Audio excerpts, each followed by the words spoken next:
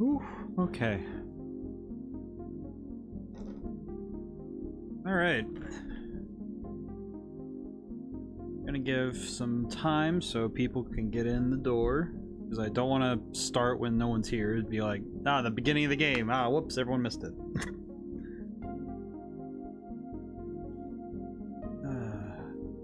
I haven't listened to this song in a little bit. Turn it down a little bit. There we go. Oh man, this is weird. It's like I'm listening to my own music, about to play my own game.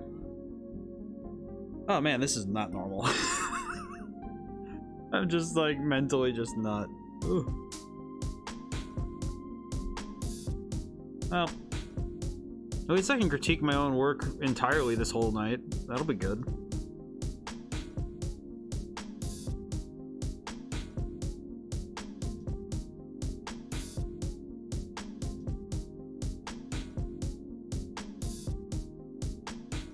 Should probably grab the link and put it in the chat so that people can see it.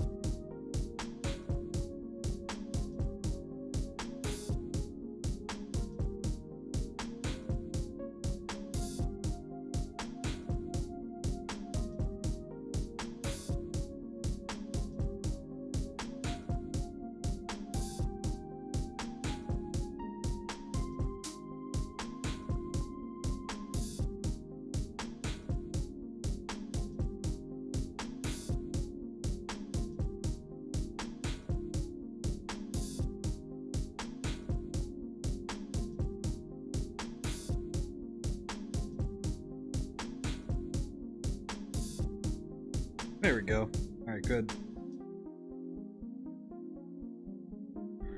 Oh boy. Weird because some of these songs I haven't listened to in a while. Because, like, this one's from my first album and it's just like, oh man, it's so weird to listen to music. Because this is so displaced from where I am currently from my work.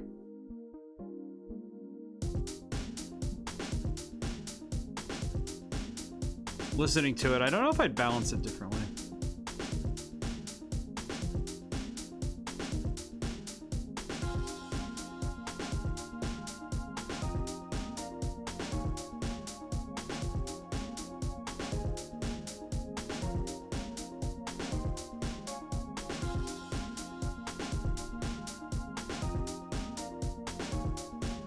Should probably have gotten something animated to throw on screen, but I don't have any other blockers.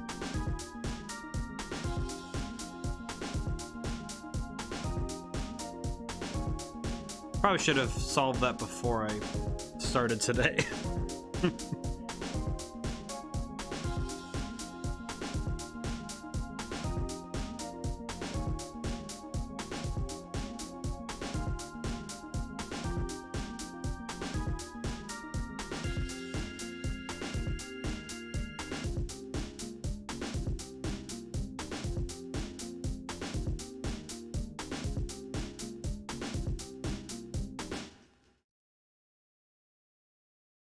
Still weird listening to my own stuff. Oh boy. Yeah, the tough thing is I don't know if I should start the game yet, because it's like, oh, if I start it now, then I might have to back it up some, because the music I don't know if the music on when you start the game, I don't know if it loops. And I wanted to make sure that if anybody wanted to hear it like live, then I wanted to make sure they had the chance. This is gonna be a weird stream as it is, so it's like kind of just like, it is Sunday. Hey, Games and Pizza, how's it going? It is Sunday. I'm actually I was surprised, even though I was like frantically, neurotically checking the day and time, you know? I was like, oh. Hey, how's it going? I'm waiting. I want to wait and let some people get in before I start the game up, so I was playing some of my old music. Because I figured that would be a good way to ease myself in to having to deal with yeah, I'm like trying to I've been like trying to wait so that if everybody could see the beginning of the game. It's also giving me a chance to critique work that I haven't touched in a while, which is actually kind of nice, because I was listening to that song and I'm just like, I feel like I would have balanced that differently now if I was releasing it again, you know? But I was just like, oh, that's cool though. Like I still like all the stuff I've done. It's just very different listening to all this back, you know? I'll hang around till then. Yeah, it's sorry if we're a little slow right now. It's like I just want to make sure that because I know some people show up later, so it's like I don't want to just like leave them hanging out to dry. But yeah, I might have to load up the game soon because it's like I should probably just load it up. Self-criticism can be harsh since you know the flaws the most.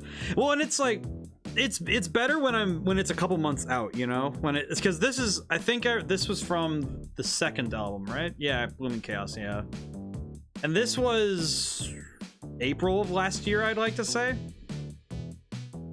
Like this is from April. You can play something else for an hour. I probably could. Would that be cool? I could probably play something else for a little bit. So what I probably could do if I turn this off. What I actually planned ahead for this, but I was planning to do it like play my game first and then play something else, but I could just swap between the two very easily. Probably would be easier.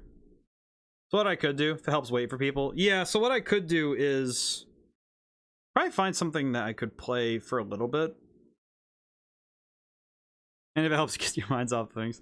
Yeah, it's tough because it's like it's not even that because now I'm like in the stream and I'm like, oh cool, I'm settled in now. It's just it's different because I know it's my game. But what I could do is just because I think I could probably play the beginning twice now that I think about it. I probably could just do it twice. Now that I think about it. Because that probably would actually help me more. Because then I know it works, you know? Maybe I should just do that. You know what? How about we do it? If you're cool with that Games of Pizza, I'd be more than happy to like, because I feel like this is so much lower intensity. Because it's like, oh cool, I have somebody I can bounce off of, and I know that I'm okay. This will be fine. Actually, I could probably do that because then I also can make sure that it's working properly. If that's cool, Games of Pizza. I actually probably should make sure that it's working as intended. I just realized I don't know if it works as intended, so I should probably do that. Here, I'm gonna start the game up, see if it's working right. Oh, good, it is. All good with me. Yeah, I have a personal audience. All right, cool. All right. Tough thing is I have to. Whatever works for you. It's good for the stream. Yeah, this should be good because then I can play it twice and talk it over. Hey, look, it said the name. Ah, there it is. I will lead with. Also, I need to turn this down on my end because it's loud. Nope.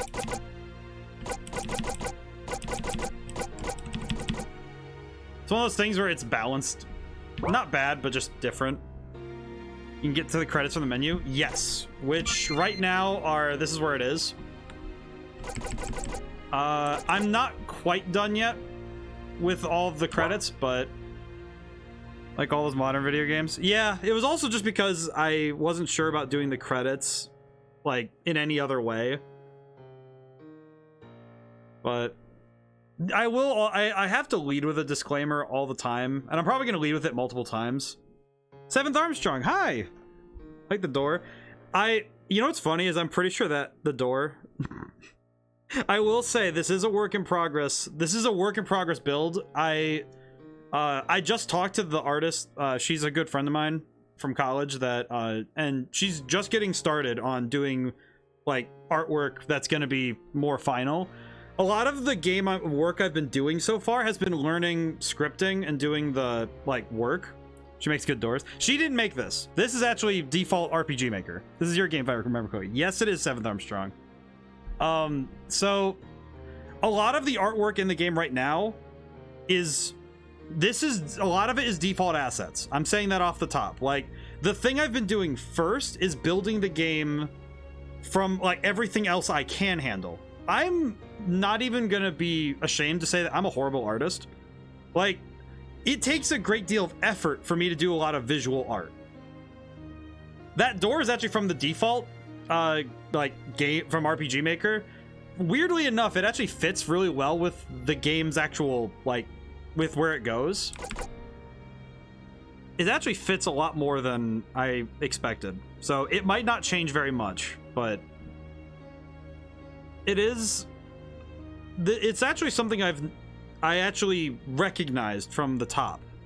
It's way more important to get it playing than you want for a good demo slash prototype. Exactly, 7th Armstrong. Because I can do all of the mechanical parts of the game from the top. I can do all of that just fine. Some art assets will probably be final. Oh, the music does loop. I didn't actually know it did. I've never sat in the menu long enough to hear it loop. But yeah, what I'm doing is I'm building the game mechanically all the way through. Like, I'm building all of the mechanical and like I'm basically building the game so it functions exactly how it's supposed to. And then later I'm gonna fill in the art assets, because tile sets in RPG Maker can be replaced really easily. You just literally switch them out and it's simple. So it's something that I can do, so I can build the entire game and then do the artwork at the end. I have done a good chunk of the music so far. Like this, I wrote this, and this was not the first thing I wrote. Weirdly enough, the first thing I wrote for this game was written almost 4 years ago. And so 7th Armstrong, what I'm gonna do is do 2 playthroughs of the demo, the quote unquote demo. What do you use to make the music? I use Ableton 10 Live Suite. That is my program of choice. I also have a lot of the instruments in it from various places. It's very good software, especially for making music in games, because you can render out a wave file as a loop, so it'll perfectly loop every single time. So it's really good for this kind of work. And I've started to love the synthetic instrument sound. I do find that guitars kind of bother me in this, but that's because I have a nice guitar and it's very hard for me to listen to guitar that's not mine. You know what's funny is I was talking to myself about, which is, I have a lot of conversations with myself, but I realized I forgot something. I forgot the pillow I put behind me for back support. I forgot that. Of all the things to forget. Okay, I'm gonna start the game up. So this is actually something, just off the top, this is something that actually has affected my game design for a while now. This selection here. So you can actually, like if I go through this, you can actually choose the gender of your player character. Their name is predetermined, so you don't get to name them, sadly. It's mostly just because of simplicity, because that stuff's a little tough. But you can choose the gender of your character. It doesn't change dialogue at all, except for, like, if someone refers to them as he or her, then it changes, but most of it's the same.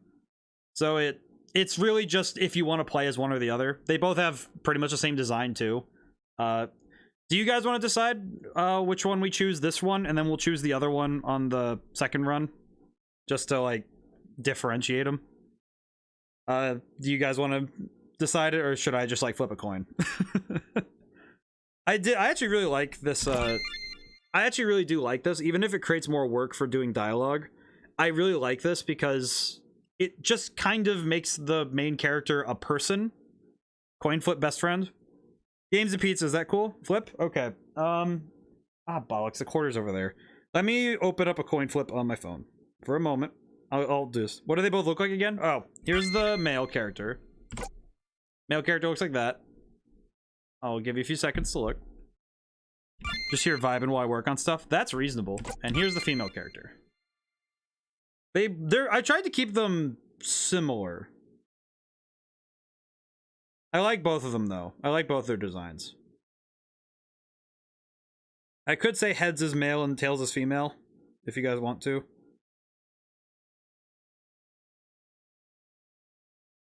But someone in USA saying bollocks. I mix my... You know what's the thing is I mix up all of my... Let's see, flip again. Let's see, flip it. Okay, we'll do male for the first one. Which is funny, because I actually think that I choose the male character most of the time because it's faster. Oh, her hair got clipped because it's a square thing. Yes, that is actually something that's part of it. It's just part of how the picture is. Yeah, I might make a border around it so I'm gonna write that down actually for later. I have some notes. I have like I have a notebook next to me, so if anyone gives me something I should change, or things I find that I should change because it doesn't make sense. I should probably add a border to that anyway because it's maybe better. Top of the guy's hair gets clipped as well. Yeah, I'm gonna add a border to that, so I'm gonna change that. That's a little, it doesn't bother me, but it's like, I may, yeah. I will say I mix up my terms and coined phrases a lot. Okay, so this is also something I added as a sort of trying to make it so the game's nicer to new players, and also nicer to speedrunners and people who want to play the game and just get into it again. This is an option that I have added to the game solely for tutorial purposes. Skip tutorial option. Yes. So I'm going to say that I have played the game before this time. I'm going to do it this time just because I'll be...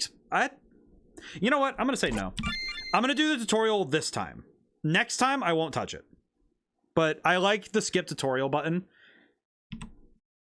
Some of this dialogue is a little bit... I really like it, but it's... I also am... I will admit that my novelist got out of me and was like, listen, write this, block this scene, do everything. A lot of this is not final. Like I like the bar, but there's a character right there. I like her face, the one on the right, like on the right side of the bar. I like the face of the character, but I need to change the outfit because it looks stupid. It's a default asset again.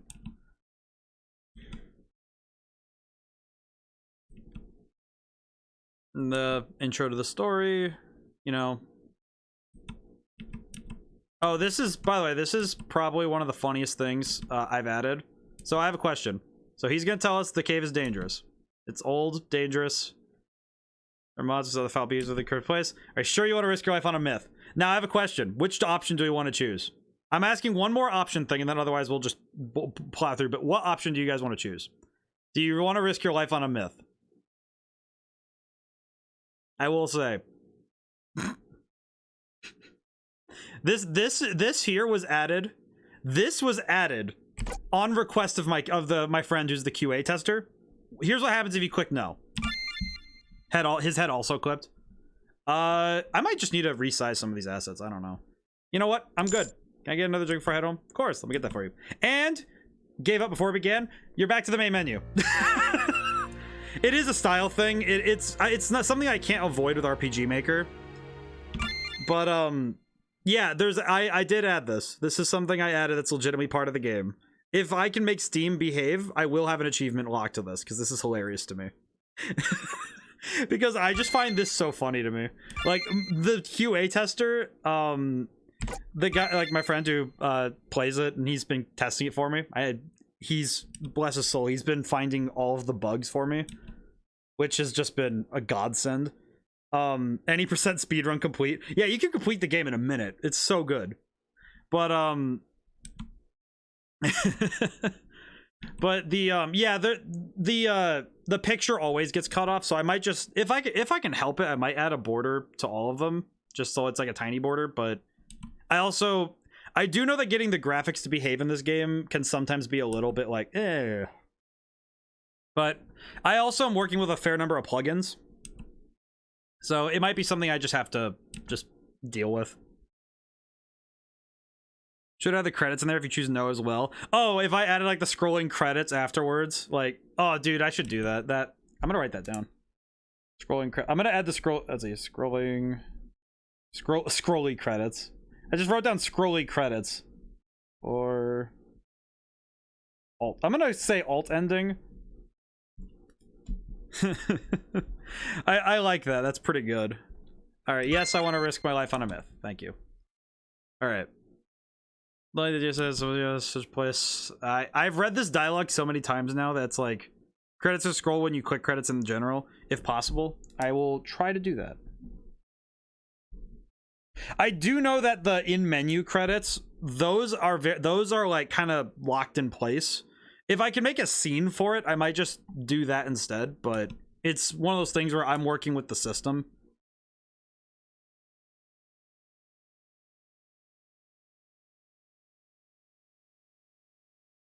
I will see. Maybe a difference in credits when you end it that way versus normal way. That's probably what I'm gonna do, is do it that way, because at the end of the credits there's definitely going to be different stuff, because when you beat the game there's also going to be different images and music and stuff, so it's gonna be different. Because I will confess that the game will have different endings. I will say that they're not like, I'm not as I don't want to say convoluted, but I'm definitely not as complex as other games with multiple endings. I made it so that wow, spoilers. Well, I'm not going to say how you do it. I'm just going to say that there are multiple endings. I just also am going to fully admit that I'm one dude making a game with a QA tester and an artist who's helping me like tangentially. So but you know, I can't, but me saying there are other endings doesn't tell you anything about how they work, like, at all. Yeah, this is the character I wanted to replace because I don't like the neck and shoulders. It's like I want a different outfit for this character. I like the face though. Yeah, and there it is, Genie. If only he said there was a red Genie. Alright, so we get in and it gives you the tutorial right away. But she's hot. Oh, well, you know, that might be part of it. We might. Okay, so we can from your selections and interact with their surroundings with the Z key. Exit the menus, press X to call them. Do you understand what you've been told? I love this though. I ask specifically, do you understand what you've told? Our eyes are red in the game, Red Genie. Yeah, anything that's colored red in this game is immediately a reference to Red Genie. No. I should add a thing where if you say I don't understand what I've been told, nope, I don't understand. Yeah, and it'll just tell you again. I'm tempted to sass the player if they say no, I don't understand, and just then repeat it again. But I'm like, I don't know how. I might just do something else. So here we are. It's me. So character. You can hold shift and run, by the way. I know my playtester actually has it in the options. In the options, there's always dash, so you can actually set it so you're always running, which is something I think you can do that right from the top. I don't remember, but I know you can. I think actually, yeah, you can do it from the main menu, so you can actually set that right away, which is really weird.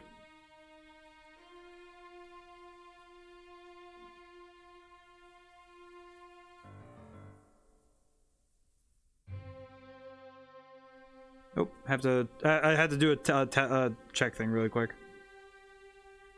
All right. So we have some of these menus are also, I'm checking them over. Having it off by default is nice for immersion. Yeah, that's what I also leave it off myself because I prefer walking. So we have some varying menus. There's a lot of stuff going on, but we have a lot of stuff. So we'll deal with more of that later, but we don't start with any items besides what's on our inventory, so good to check that, but I already know it's there. So I've blocked a lot of this with default assets. Can I make a recommend if you always have dash on, the dash button shall allow you to walk? I actually have no idea if that's how it works. Let me actually, you know what? Is that how it already works? Oh, it does! Oh, that's sick! I didn't actually know that. I actually didn't know that it already does that. Oh my god, I didn't actually know that. How long have I been working on this game and I didn't know that's how it works? Just by default? This is what I get for doing so much, because I've been working overhead a lot. It's RPG Maker, like, I know that some people gripe about the default assets, but I actually like how this looks. It kind of reminds me of, like, older Game Boy games. Can't go this way. I probably should block this off. I need to block that off. I don't know, I like how it looks. Maybe it's just me. I personally just really like it. It's one of those things where Devil Flory! Dev looked into the future. Devil Flory's here too. We just started the game, so you're very lucky, Devil Flory. Alright, so I think this is the first. Yep, there it is. Some things in the environment can you interact with. Change the world around, you can open new paths or close others. Try pressing Z while facing that boulder, blocking your path. You have the power to destroy weaker boulders such as this. Do you understand what you've been told? Yes. I will confess, playing this game myself for the first time in a while is very bizarre, because it's like I'm very unused to playing my own game. But it's just me. All right, cool. that effect will be sped up. I need to make it faster. It's one of those things where I just have to make it faster. But yeah, it's like there are some things in the environment you can destroy. You know, I wanted to add. This was actually brought to me by the fact that I realized that without environment interaction, there's a lot of stuff that you're just kind of walking between stuff. So I was like, I should probably add stuff like this. That's the trouble with deving. You get detached from the player experience after a while deving. I will say that's kind of why I'm happy that I have 2 different people playing the game. I probably will. I think every stream I've talked about this game in this last week, somebody has said they wanted me to make a demo. So I probably will make a demo of this space so I can get more feedback. I will have to make a Google form though, which I might just have to throw in the thing. But it's interesting because I don't think my love of this game has died at all from deving it so much. Hi Nahamaha, how's it going? We're very early into the, like, I'm gonna do 2 playthroughs of the game with different focuses on explanation. So you haven't missed too much yet. You did miss a funny, but we'll say I like this stuff though. I don't know. I like the fact that they made it so that you can have stuff you can get behind things. Because there's some stuff later that you can. Oh, you. I forgot about him. I'm good. How about you? I'm doing good. I'm much better now that I'm in the moment. Like this whole week I've been kind of stressed about this, but I'm like, oh dude, this is great. So I actually did make this a tutorial fight. So if I press forward, yeah, there he is. Most creatures can be interacted with usually through conversation. Press Z to interact with anything that seems possible to interact with. This ogre sees you waiting for you to speak. I will say, this is where I'm going to throw down, again, this is a work in progress. This enemy is not, like, set yet, you know? You understand what you've been told? Yes. Hi. I'd like to pass you, sir. I also, I've had a lot of fun writing the dialogue for this character, by the way. I've been trying to ride this line between being, like, I don't want them to be edgy, and I don't want them to be boring. So I've just ended up in this weird middle ground of being sassy a little bit. No, I'm hungry. I also, yeah, but I'm grateful that I haven't lost my enjoyment of this game playing it, you know? Like even now I'm still like I like what I've done so far, you know? Like this dialogue feels fun. I gave you some food. I hunger for meat, human meat. Oh yeah? Okay, then I guess you'll I don't know if this is a good line or not. I just like how it is. You know, I just like that this character doesn't give a dang. Just doesn't give a damn. I love it. I love this character. This is actually where I usually write character first. If I write dialogue for I usually write stories. I write with the characters first. I make the person, and then I put them in an environment, and then say, all right, how are they going to handle this? And this character is such a, like, does the girl have different dialogue? No, they both say the same thing. They are both, definitely looks like it. Yeah, the dialogue is actually not the same. The only difference is when other people refer to the character. Like if they say young man or young lady. The dialogue that the character has is actually the same between both genders. Because, I mean, why would I change it? They're the same person, essentially. Huh? Alright, first battle. It appears you have entered a battle. Yes, I have. Right, Ash dispose of your battle. Attack with your current weapon. You can have more weapons equipped. You can switch weapon in hand. Also, this music is the... I'll talk more about this later, but... this music, I had some sick art for the Pigman. Oh yeah, it's actually... even as a default asset, it's still good. It is a default asset, but it's still pretty good. I guess. I personally am like, why do you exist like this? But you can also, okay, let's see. Press Z while attack is highlighted to confirm your target. Yeah. All right, just hit this fool. This is chunky art. I might keep him. I'm really tempted to keep him as the tutorial enemy. I might keep him as the tutorial enemy. I like very funny character designs like that personally. I might keep him as the tutorial enemy.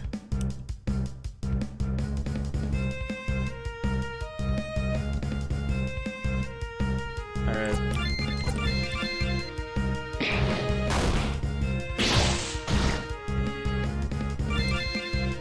Let's finish up this battle really quick. We'll try to finish this up.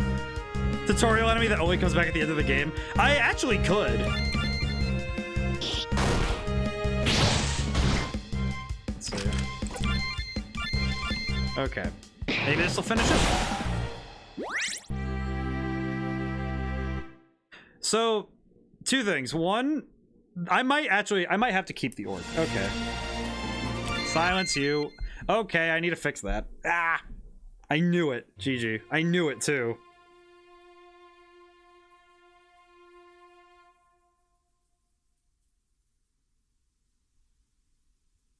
And battle music. I need to fix that because the music wasn't supposed to switch over. I still don't know where that's being stored in the files. It's like, oh yeah, the wind music. Where is it stored? I don't know, man. And it's like, it's so weird. But I will keep the orc. All right, orc, keep art. I guess the funny thing about that is that I was talking about, because with my artist, I asked them to try to mimic the art style of the game, of like current, like the default RPG Maker, specifically because I didn't want to make it so it's super hard to implement new assets. I also just noticed something. Need to fix that too, I think. This is actually very educational for me too, because it's giving me a lot of things I can look at later to check, but I really like the RPG Maker character designs, so that's why I'm trying to do like mimics of it. Oh, whoops. But it's also like, there are some times where I'm like, man, there are some things that it's limited on, but I do like I'm kind of liking it more. I might need to fix some stuff. Yeah, also that battle music, by the way, that was one of the other music I worked on first. I will say, when I first wrote that music, I was like, I'm here to make the opponent bust the enemy, not make the player bust a move. Like, why is it such a, like, I actually really love that music. That's probably one of my favorite themes I've written. I will say it has to come second because of the first theme I will show you guys. Oh, hey, an item. Ah! Boy, I was trying to do a thing. I'm not fighting you right now. What? How did I get... I will say, this is placeholder art. These guys in specific are placeholders. Okay. I got in the door and immediately got jumped.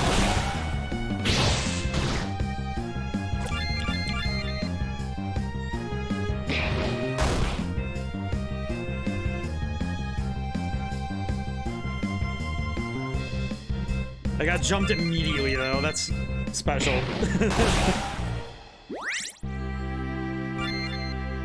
Alright, good. Alright, cool. I have tried to adjust the... So, Games of Pizza, I guess I will say, no spoilers, but yeah, that tutorial enemy would be hilarious to bring back at the end of the game. I actually think it'd be fun. Sound effects give me huge Reveria, the Promised Land vibes.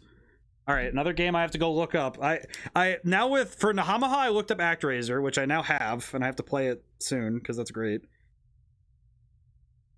Riviera, the Promised Lands. So, this is actually a stylistic choice, and it's something I've been wanting feedback on. It's something you like the battle music? Thank you, man. Thank you. I really put a lot into it. But, the thing I've been actually doing is that when you're in an area where you can get attacked, like, in a random encounter, I actually take away the music. Like, any background music. There's ambience. You know, like, there's some cave ambience right now. But if you're not in an area that you can get attacked in, like random encounters, there's music. That's the general rule. So if you're in an area that there's no music, you can get attacked at any time. That's how I wanted to do it. And it was kind of weird because it's because in my head I was like, well, Dark Souls does it like this, and it kind of makes sense in my head, like why they do it, because it lets you differentiate between being really safe, not safe, and extremely unsafe. Is there any ambience at all right now? Yes, which means I might have to turn up the volume a little bit. It's very quiet. If you're wearing headphones, there's if you're wearing headphones right now, I think it's like super quiet. It's like very quiet sound. I might need to turn it up a little bit, but that's because it's I didn't want it to be like overbearing, because some people I know can get it's like oof, but all right, I need to grab this. Oh, a dagger. Make sure to equip new weapons in the menu. Not wearing headphones, so I can't say. Yeah, it is a little quiet, so I might adjust it some. Just like turn it up like 1 or 2%. So the those enemies we first fought, those iron hides, those are supposed to look like basically Kabuto from Pokemon, like those kind of what are they called? The animal, like the actual animal that Kabuto is based on. I don't have the art for that, so they kind of look like those weird little earth spirit thingies. That is something I want to replace. So this is a bunch of the items in this first cave, if you grab them for the first time and you have the tutorial on, it'll give you this tutorial spiel basically. If you've played the game before, if you chose that you played the game before when you load it up, you actually skip all that. Like none of this dialogue will show up.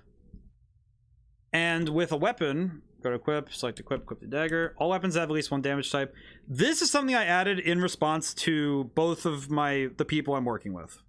Like, this is something I added in response. Because I needed to make sure that the damage types and all that was added was, like, made clear. And a lot of weapons, all weapons have a damage type. Do you want the full explanation on damage types? You know how this is, you may find battles extremely difficult. I'm gonna go through it this time. I might not go through it next time, but so all damage types, this goes through and describes each of the damage types. I actually pulled most of these damage types, at least in some degree, from Dungeons and Dragons, and a lot of them follow a chain of logic, which is basically just piercing damage does good against armored things. Slashing damage does good against things that aren't wearing armor or demons or devils. And bludgeoning damage is for anything that needs to be crushed, which is also for frail, like nimble and quick opponents, and also for things that are really like fragile. Magic and techniques, yeah, it says use more damage types, but there's like 10 of them, I think. Yeah, it says 10. Yeah, it says 10. I do know how many, but I don't remember if I said it in here, but I did. I'm smart. Maybe. I like this though, because some of this stuff I don't know why I put this in there. The fact that I have like you'll need to apply logic, I'm like, dude, that's kind of mean. Is this a triangle? Sort of. There is a sort of triangle with weapon damage types. It's also sort of dependent on the enemy that you're facing. It's something I'm gonna try and like show through the artwork. Like if there's an enemy that doesn't wear armor, try slashing damage. How feasible summary image would be, but it seems much more complicated. Yeah, it's also because I wanted to make sure that if you wanted a full explanation, you could get it. And if you want a short explanation, you at least know that there are damage types. Actually, yeah, this is a good example. Fire damage is strong against animals and plants. So it's like, or yeah, fire abuse against being made of fire. Stuff like that. Experimenting is vital to your success. I know you can do this. Also, I had to give you a little bit of encouragement. This was also something I wanted to avoid because it's funny because I was watching Indie Mouse more recently, like in the last few months, and I saw a video of I think it was, I'd like to say it was something, I think it was Sekiro. I was watching that again, and he makes a huge joke about the tutorial boxes that come up, and it was just like, yeah, it's a little like goofy. I did also have to fix this is actually a recent fix. I fixed the this is also if you don't read the tutorials, is that the weapon descriptions, all of the weapons you get in this cave have this, where they tell you what damage type these weapons do. So it's good for reference, actually. Also, you might notice when I'm switching between these two that a bunch of stats change based on, you know, what weapon I have highlighted. That's actually how this game works. So when you're holding a weapon, that weapon is the one that affects your stats at the moment. So if you switch weapons in battle, your stats will actually adjust accordingly, which is not something that I think I talk about it a little bit at one point in the tutorial, but I don't think so. I might have to make sure that people know. It's something I have to add at some point for sure. Which I'm gonna write down.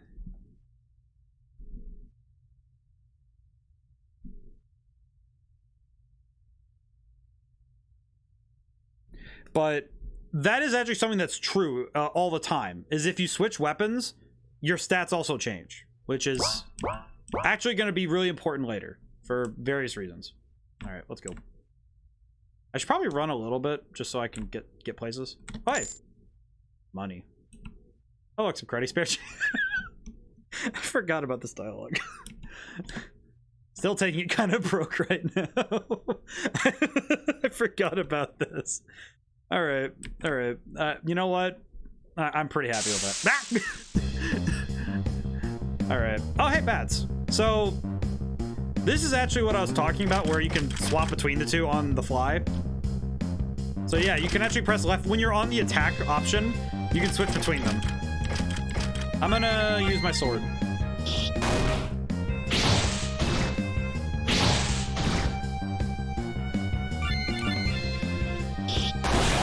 Oh, critical. That's pretty good. I do have plans to add things to make criticals more highlighted, but let's try the dagger.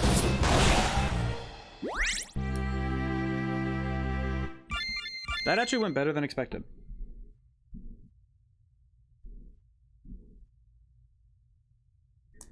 So, were HP, MP, TP ever explained? I don't think so. I'll have to add that to the first battle. I think TP might have to be explained later. It's definitely one of those things where I might have to add some code that checks if you're a certain level, because you do get a thing that uses TP after a certain level. So I might have to add that later, but yeah, that is something I need to add for that purpose. I guess the problem is that I did kind of presume that anybody who plays an RPG game knows what HP, MP, and TP are. Well, I know HP and MP would make sense, but TP would probably need an explanation, so I should add that. I can't presume everybody knows what games are, because that's not fair of me. That'd be bad game design. All right, here's the other weapon, the Warhammer. Got it. Made more recognizable for people who play RPGs in general. Yeah. This is the game someone has played. Yeah, this is the, yeah, I should. Yeah, so I'll be adding that. I will be adding that. I will just have to add that in. Fight the hammer. Hammers are exceptional for breaking things down. Could squash the big bugs with this. Better make good use of this. Yep. So I will have to add that. I think some tutorial stuff, it's like the more I've gone through it, and also that's why part of why I'm doing the stream is getting this kind of feedback so I know what to add. That is actually important because yeah, it's not something that's inherent to every game. I actually only recently added the bar segmenting, so you see like the percentage basically. All right, equip. The hammer is one of the beefiest boys though. This thing is ooh. Oh, that's right. I changed how the speed goes down with that. That's right. Agility goes down. I will also have to I am going to add more stuff so that there's more explanations. I could probably just do that off the top. It's sad to me because it's really hard to add, like, the first time you open the menu, it's really hard to add a tutorial to that moment. So it's like, ugh, it's really tough to do that. All right, which way do I want to go? I want to go this way. I will say, I have some foreknowledge, so a little easy for me to decide where to go.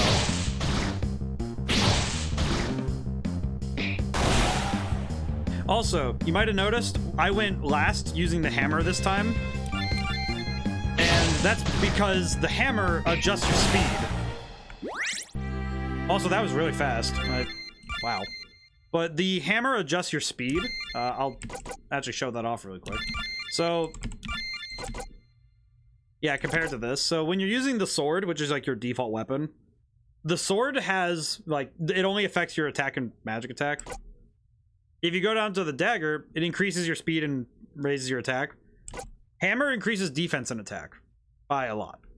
That increases it by more. It's pretty good. The hammer, I think when I talked to the playtester, when I talked to my friend, I think he said that the hammer is his favorite weapon still. Like, it's probably still his favorite weapon of all. I can't blame him, because it's pretty good. All right, I'm gonna zip through this cave a little bit. Okay, actually, no, I have to use a dagger. So, it is supposed to show before and after numbers, but it didn't. What do you mean? Like...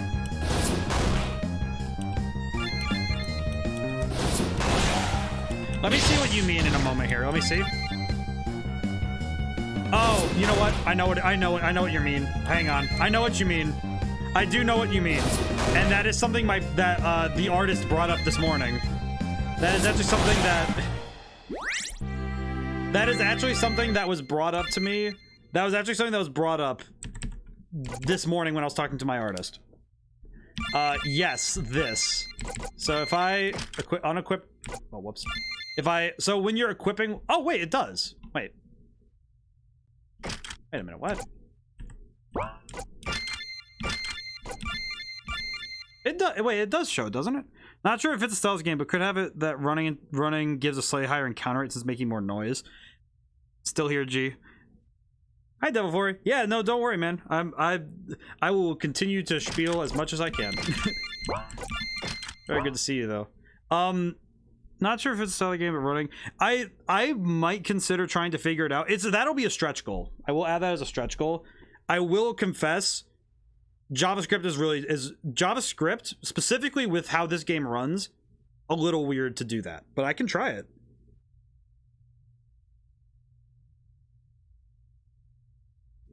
The tough thing for how it works, from what I've learned about RPG Maker, is that the encounter rate as a number, JavaScript is very weird. Oh, it entirely is. I've only learned most of it, like a good chunk of how to use it, because I spent the last, I think, 2 years of my college career working on web stuff, like, exclusively for a little bit. Because I was in a data visualization class that always used JavaScript, and it was a lot of just JavaScript everywhere.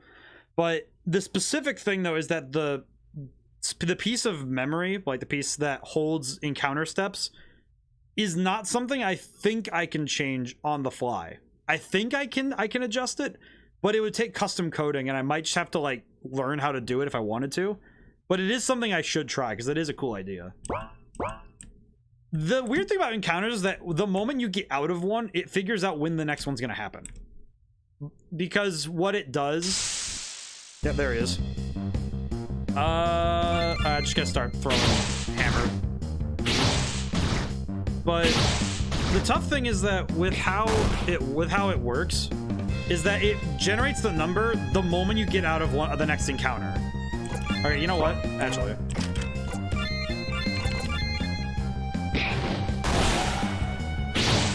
a bit wasteful of me, but it's probably a good idea.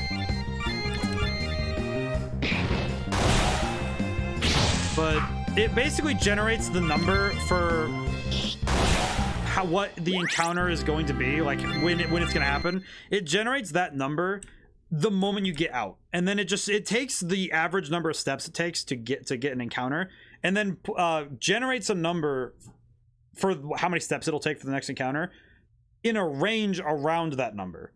And more often than not, it'll be the average. But sometimes it'll be really like a ton of steps before your next encounter, or it could be like 3 steps, and you never know. That's what happened when I came into the cave. Was I got jumped the moment I came in. Health potion. Oh yeah, I have an item thing. They can also be using the menu, the one you press X to access. I was really snarky with that, wasn't I? Oh, that's right. They give you 2. Whoops. I need to fix that. That's a heckin' error.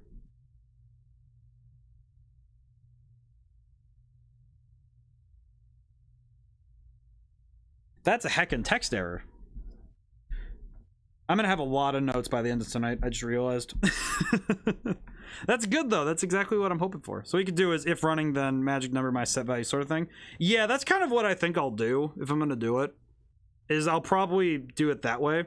It's like, I do know how it would work, I just need to figure out where to put the code, you know what I mean? Because there is it's one of those things I might have to just write a plugin for myself. And just make a JS, like a JavaScript folder file, and just do it that way. That. Hammer. Ow. Ow.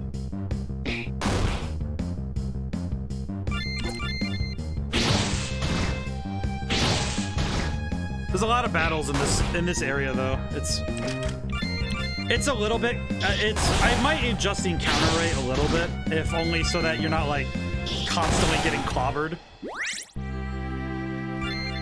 But might be something my Xbox just turned on. I don't know why it does that. I'm gonna use a health potion because I don't want to die. All right. I'm gonna go this way. I'm gonna explore it hard. What's back here? Back. Do I have any techniques? No. Magic? Yes.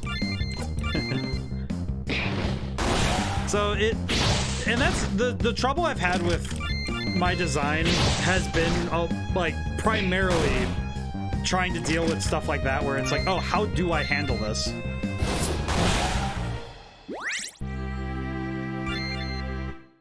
And I added this recently, and this is actually this actually looks really good. Silence you. I need to change that music out, but yeah, whenever you load up the menu, it does give you what you unlock per level. Shows you the stat changes. I'm gonna double check it myself just because, yeah, that's pretty good. That's pretty good. And we got some new skills because we got new magic.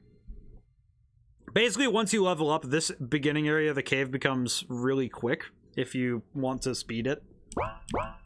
The tough thing is you kind of need that. Hunter's longbow. Oh yeah, that's right. Got a new bow. Equip. And it's pretty good. I don't think there's a means to use any attack without a weapon, but I've never tried unequipping everything and attacking, so I don't know. I probably should do that at some point, but I'll do that when I... apologies. I'll do that when I'm testing later, because, yeah, that's gonna be... Okay, so... just to show the difference between using all the other magic and lightning, here, check out Spark. Easy. Easy. Just, alright, cool. I will say, compared to my playtester, I think I'm way more liberal when it comes to blasting magic. I am absolutely, like, just... ugh. I am definitely the worst when it comes to blasting magic. Why do I have a 77.25? How did I do that? I need to check that. Why does it do that? Well, that's wild. Oh, I know why. I know why it did that. I know why it did that. I need to make an adjustment.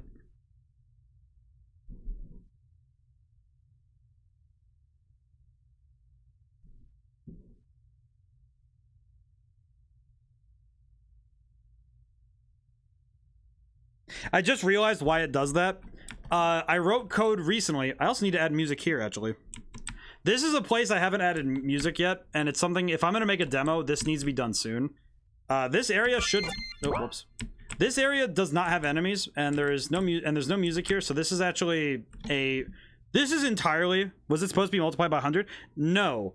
It was actually supposed to be filled up by 25%, but I didn't truncate the... I didn't make it an integer value, so that's my bad. That's my bad. So I just need to fix that sometime. That's my bad. I kind of forgot. But that was mostly, yeah, it was, I was thinking, because I was actually doing this morning and I didn't test it before now. That's actually something that's my bad because I didn't test it before I got in. It's supposed to fill it up by 25% when you level up, because I was thinking, well, if it refills you fully, that's kind of, you know, to me it was like, oh, that might be too easy. But now it's kind of like, maybe I should have left it. Just have it as a refill, because leveling up as a refill would be good. Keystones 3, passage for thee. I'll just let it ride full right. But if I need 3 keystones, just means I need to explore some. So we have 3 options. We can go at it in an order. I will say I do know there's a quote-unquote optimal order to do this in. But if there's 3 directions, there's... oh, whoops. I always press X to run. There's right, left, and center, like down the stairs. Doesn't matter which order you do this in, you just need to do all 3 areas before you can go through that door. Because there's a door right here. Door. I don't have all the keystones yet. And there's this thing that's broken just here. So we do have, I do know the optimal route, but If you guys want me to go in any order, I'll try it this time and just try whatever order. It also is good for playtesting because I haven't actually tried going quote-unquote out of order yet. So it's kind of like, whatever. Right? Oh, let's go right then. All right, right we go. All right, cool. Oh, hey, a thing. How'd I win? 2 magic potions? A lot more expensive than host potions. Yep. That said, I am going to use one right now. Yeah, see, so what it's supposed to do is it takes your max MP and then it fills it up by 25%. So that's my bad. That's just my bad. I will say the fact that you get 109 MP as like your first level up is that I imagine some people will look at these numbers and be immediately driven nuts.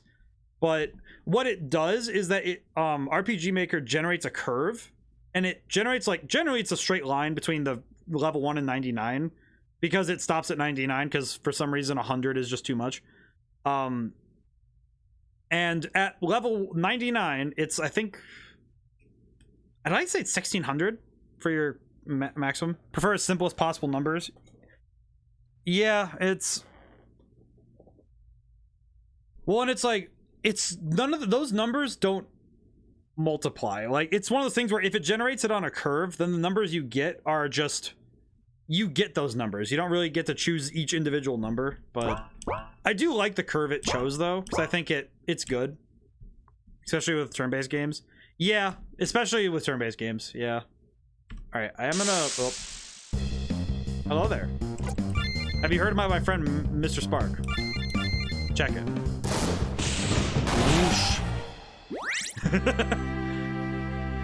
Real games have curves. Oh yeah, real games have curves. That's how it works. That's how you know it. That's how you know it's a good. That's how you know it's a real game. All right. It's also been really cool to work on a turn-based game because I've been recently you guys have been seeing me play Skies of Arcadia. I've been seeing a lot of the things that I did instinctually with turn-based games in this game, and I'm kind of really happy that those things are the same. Potion of Strength, which I use when I fight something really strong. I forget what this item exactly does. Boost physical attacks for 3 to 5 turns. I need to adjust the text there.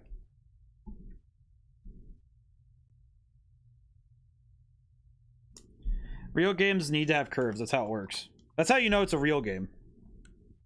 And it's not just, faking it for the attention. All right, let's see. Turn the page on that. All right. So we have a stat boosting item. I don't think there's... I'm gonna keep using Spark, even though it's a bad idea, personally, but... I shouldn't be blasting muscle stimulant. You know what? It's also one of those things. I might change the name of it, honestly. Hi. Hi. I would change it to Focus Potion, but that's actually an item in the game already.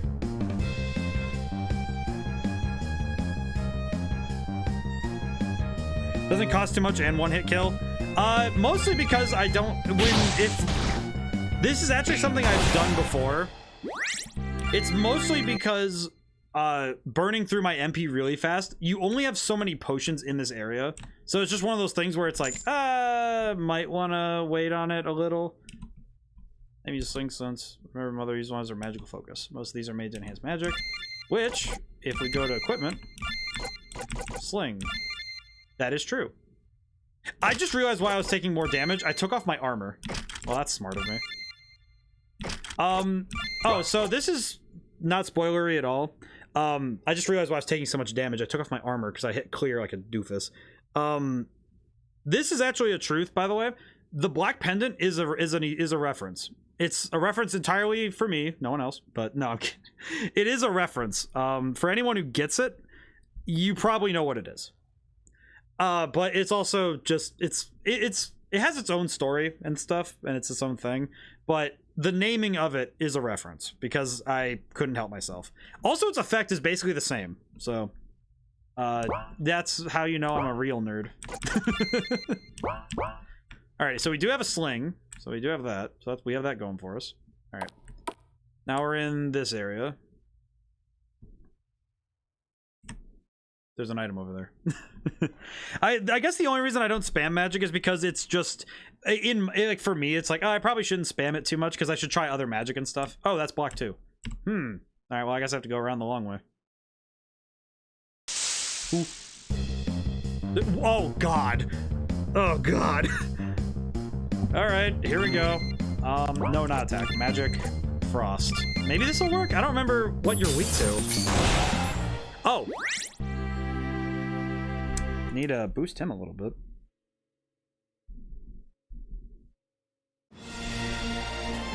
Thank you, music. I was like, oh hey, I don't remember I just remembered something. So I thought that was gonna be terrifying, but that's because of the fact that the ghost, as I recall, I think I had it implied that it was gonna be a super hard boss because it's a rare one to run into, like a mini boss. It was gonna be like a mini boss. Like if you run into that thing, it's like, oh yeah, you're probably gonna like get clobbered, but I'm gonna double check that because that was really weak. Or was it because I was using the sling? Wait, I actually kind of want to look now. Sling. Oh yeah, that magic power. Look at the magic attack. Look at the power. The power. But power though. Oof. All right, well that's fun. All right, let's continue. that was exactly what I was not expecting. That. Oh hey, another health potion though. We're gonna run this way and get that item. Ah! Oh god. Okay, so this is a point of, oh yeah, I didn't finish all the artwork. So these are supposed to be, you know, they're different colors because it's supposed to be mystic balls, but very different. But oh no. I should not have switched off of the sword. Okay, need to think. That's not good. Oh, these things are the worst.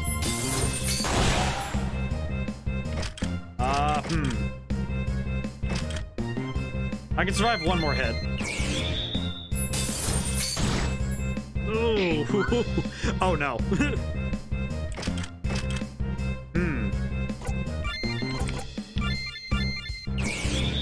Oh, it's faster.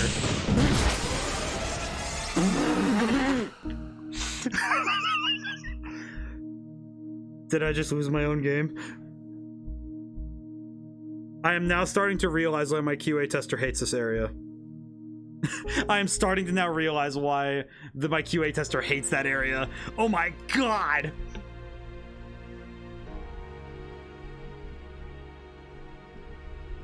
Oh my god! Oh my god! I need to nerf the crap out of him. I also forgot to save, so that's entirely my bad. All right. We'll swap. How about this? Anytime I lose, I'll swap genders and swap games. I'll swap. All right, let's swap to the... I have played this game before, thank you. Oh my god. I forgot. It's just like, it just left my mind. Because I remember him saying that the mystic balls were like the worst to deal with. And I was just like, oh, so is it like really bad? And he didn't tell me how bad it was. He just said it was bad. Oh my god, I'm getting such a taste of my own medicine right now. Oh my god. Oh my god, that is karma. That is absolutely karma. Yes, I want to risk my life on a myth. I already did. Oh my god. Oh lord. I might, yeah, I need to check that out. Oh my god. Those things just clobbered me. It's like, it didn't sit in my head, right? Like, I remember being told that this was a thing. So, alright, we do have to skip through this dialogue. I will save when we get to when we get in, though. Let's see. Alright. Also, by the way, if you say you've played the game before, yeah, there's no tutorial dialogue. So, you just get to get right into it. Equip. Well, no, not equip. To save really quick. I'll make a second file if I need to restart, so I'll think about that for later. I'll think about it for later. that was such a like that is exactly what I get for making that enemy. That is exactly what I get for making these enemies that hard. Oh my god. This is why my friend is like, this is probably why he's just like just about that. Go right up, grab the dagger. Howdy doody. I will skip the change though. For now. So yeah, that is also something that I wasn't expecting.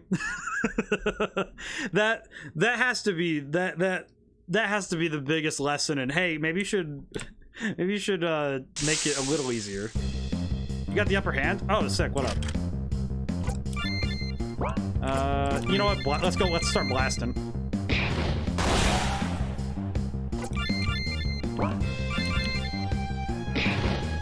Easy.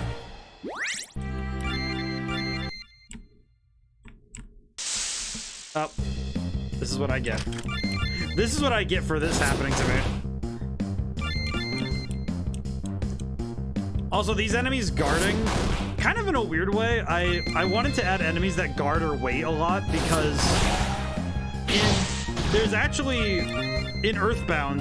I remember I took away from Earthbound one of the coolest ways to make. It's a subtle difference if you make your enemies not attack. You know, if you give them more chances where they just kind of like don't do anything. That also gives the players chances to just fight without having to worry too much. I should probably grab that health potion. Come here. Also, by the way, if you do the tutorial, you do get an extra health potion. Because that... Just remember that, yeah, you do get that extra health potion from...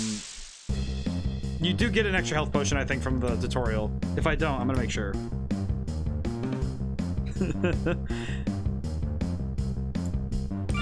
I think it's good, though, that I get humbled like that, though. Because I haven't lost a fight recently, so... Like, in this game. Because usually when I'm playtesting, it's like, oh, I know exactly what I'm doing. But it's like, wow.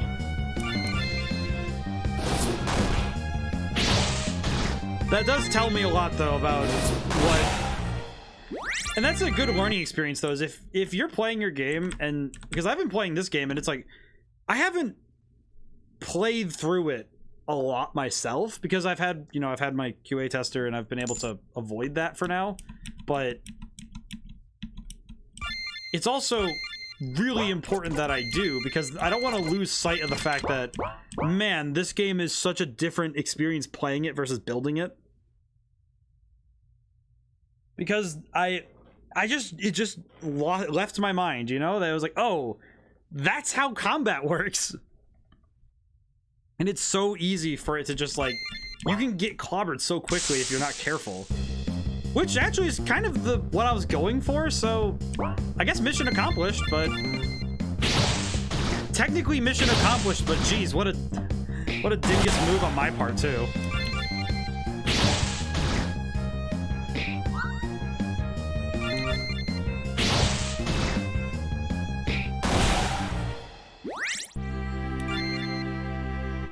So I guess I will also say that just to put it out there that yeah, that area is probably I'd like to say statistically it's the toughest one. I will say. I think the playtester said as much. That area is probably the toughest one. And I cannot even say he's wrong. Like that is whew. Oh, I should probably show this. Just because it shows the difference between using one weapon versus the other, but... Yeah, these weapons will not... If you're using the wrong damage type, some enemies will just straight out not even take damage, and most will just take a heavily reduced amount.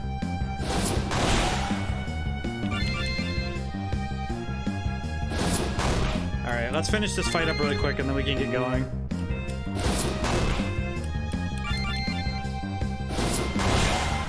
I think the Ironhides, making them more common was probably a good idea, you know, just looking at it. Because I think that the fact that they are very easy to deal with is probably a good thing. Howdy doody, get this health potion again. Oh, that's funny, there's health potions. Might need to check the tutorials on that, but... Anyway, I started blasting.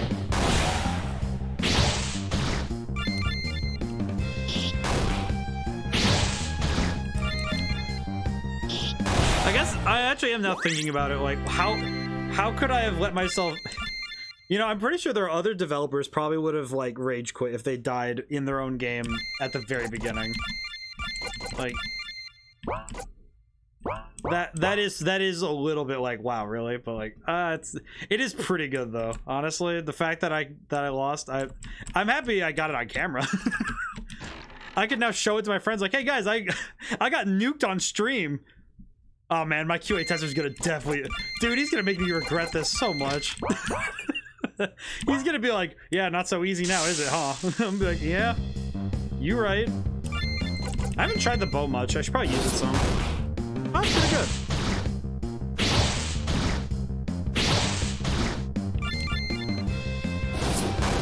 Oh wait, what am I doing? My foolishness, my arrogance. Ow. Just do this. Whoosh. I might just start spamming Spark, I'm not gonna lie. You are surprised. Uh-oh. Ow. Ow. For your arrogance.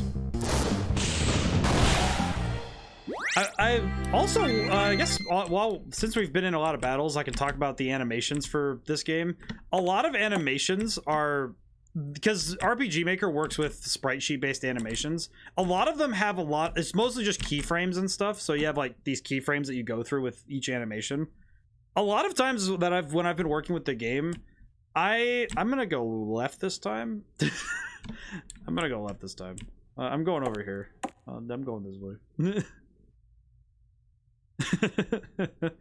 But the I think that the animation system is really cool. I think I'm probably not going to change much of it, but man, yeah, that oh man. It's gonna make me laugh the whole stream. Like, just the fact that I got clobbered. Like, that it kills me. I'm gonna go this way. Oh, yeah, item. What do I want? Got a steel hand axe. Dwarvish make, pretty plain for them though. Alright, cool, I got an axe though. So we have 5 weapons in our armors.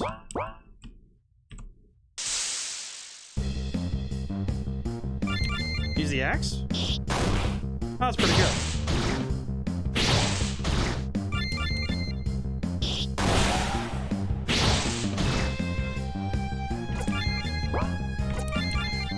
Yeah, a lot of when I've been working on this game has been focusing on trying to get things mechanically to work out. So I've been spending a lot of time trying to balance the game. Well, I didn't want to make it really easy. That was something I didn't want to do, is make it super easy. I wanted to make it accessible from the beginning, like, you know, make it so you're not just like dying immediately. But I also didn't want it to be just, you just kind of steamroll until you get to the back half of the game, you know? Because I really wanted I wanted the game that I would play. Which, for me, the games I really like to play, personally, are the ones that are, you have to bring some level of cognizance to it.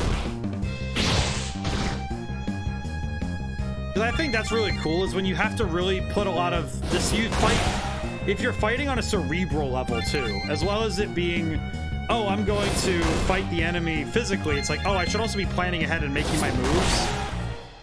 And I think that's the game I want to play, so that's why I want to, like, I want that to be the game I make, so ow. Let's see. Yeah, you know what, bollocks to it. Just spark them. I started saying bollocks the moment that I started trying to come up with anti-swears, I guess. It's a weird way to put it. Because I was like, oh, I don't want to just constantly curse up a storm. The character design is you're making, or they already ready. The character that I'm playing as, I used the RPG Maker character generator and I was messing around with it. And I came to this design, and I really like how the main characters look. I tried to design them to be really similar to each other because they're supposed to be. And I ended up really liking the designs that came out. Yeah, this place has no ambience. I forgot. This place is the one place with no ambience. It's just, ugh, just creepy. I actually, and the enemy, with how the character design is done, some characters I was able to make just by using the in-engine generator, which actually worked out pretty well.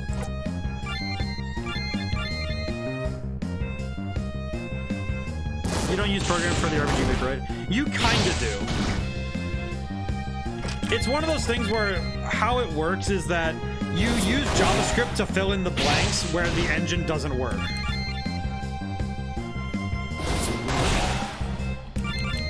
So a good example would be that, like, for setting up the battles and setting up all of the, like, a lot of this stuff, I don't need to code. Like, making the menus, it's mostly just tweaking things. And a lot of the battle stuff is done through a UI, like, kind of like just setting the building blocks up in the engine. Like, building this map out, you literally have, like, an editor, and you just set the tiles down, and you're able to set up the whole thing just through tile editing. And it's very quick and very easy if you know what you're building. Okay, there are a bunch of items here. Hi. The leather whip. The weird rogue in Calheta. Oh. But there is some programming involved, and it's great to come in with the knowledge, but if you're working in RPG Maker, thankfully you don't have to know how to program. I just happen to have an overqualification on that part, so... But you don't need to know programming with RPG Maker, but if you're going to do anything more than the basic stuff that it can do, you're going to need to know it. It's just good to know if you're working with it. Let's see. Magic potion. Oh, so I have that dialogue. I have that dialogue in case, no matter which way you go. Okay, that's good. Well, that's good. In case it doesn't matter which way you go, you're going to find out that these potions are expensive. Back. Oh yeah, skeletons. They wear ballet shoes. I just realized that. That's cute. Well, time to make them regret ever choosing a fight with me.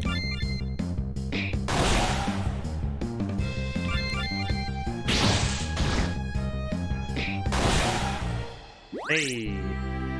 And skeletons are, I think, notably tougher than other enemies in terms of, like, damage, but definitely helps if you use a hammer to break a skeleton. Hello. But I win. Health potion. Oh, that's very good. Yeah, a lot of there's I think that the way that this system works is, I think it's really cool. I know that it can appear to be pretty simple, but I actually really like how this looks and how it feels, so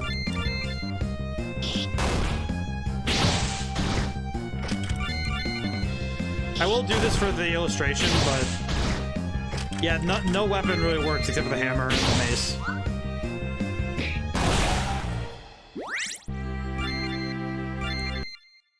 Alright, let's see. I should probably heal.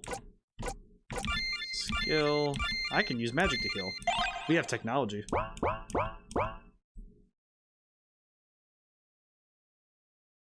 I think this area was one of those... I've been designing the game chronologically, which I think some people would find a bit odd, but designing the game in this manner has actually made it so that I have the game basically ready throughout. So if I wanted to at any time, I can play through the game beginning to end. Because I don't think building the game out of order would actually help anything, because it'd be kind of like, oh, well, what am I supposed to do about testing this area if it's not connected to the other ones? So it's been kind of cool to be able to play through the game in this fashion, though, because I get to play through all of it up to the point it's done, which is really good. I'm gonna try Spark. I don't know how good it is, but we'll try it.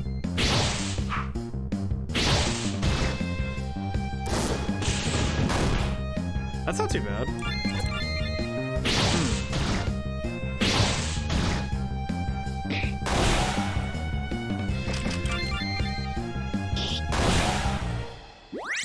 And we leveled up, so that's really good. We got Splash and Tremor. Also, this is actually something I did because I remember hearing about Golden Sun, and one of the reasons why people really like it. Because apparently people really like that Golden Sun is one of the few games that uses Earth Magic. And I was like, oh yeah, that's right, nobody uses Earth Magic. So, this is actually something I did. I actually included a few damage types because people don't talk about these damage types at all. Like earth spells. Nobody does earth magic. So I was like, oh, well, how about I throw in earth magic? Because earth magic's cool. Why Toph from Avatar: The Last Airbender is really cool. She's cool, man. Let's see. Is there anything this way? Back. Let's try that new spell I got. Let's try Tremor out. Oh, I did the thing again. Whoops. Oh my god. Absolutely clobbered. Freaking default music. I still need to learn how to get rid of that. There's a thing there. But, ooh. There he is. There he is. Hey guys, there's a boss fight coming. This is actually something I really want to talk about. This lad. So, a bit of a story time. I took a composing for video games class in college. I think my second or third year. I like to say. I know it was a fall semester. That's why I remember it. But I wrote a piece of music at that point because somebody said that there was a key. There's a key in music called Locrian. It's the mode. It's a mode of music called Locrian. Basically, it's unusable. It's considered the spare parts of the rest of the modes. So I went out of my way to try and write music using it. And out of it came this kind of good piece of music that I actually really liked.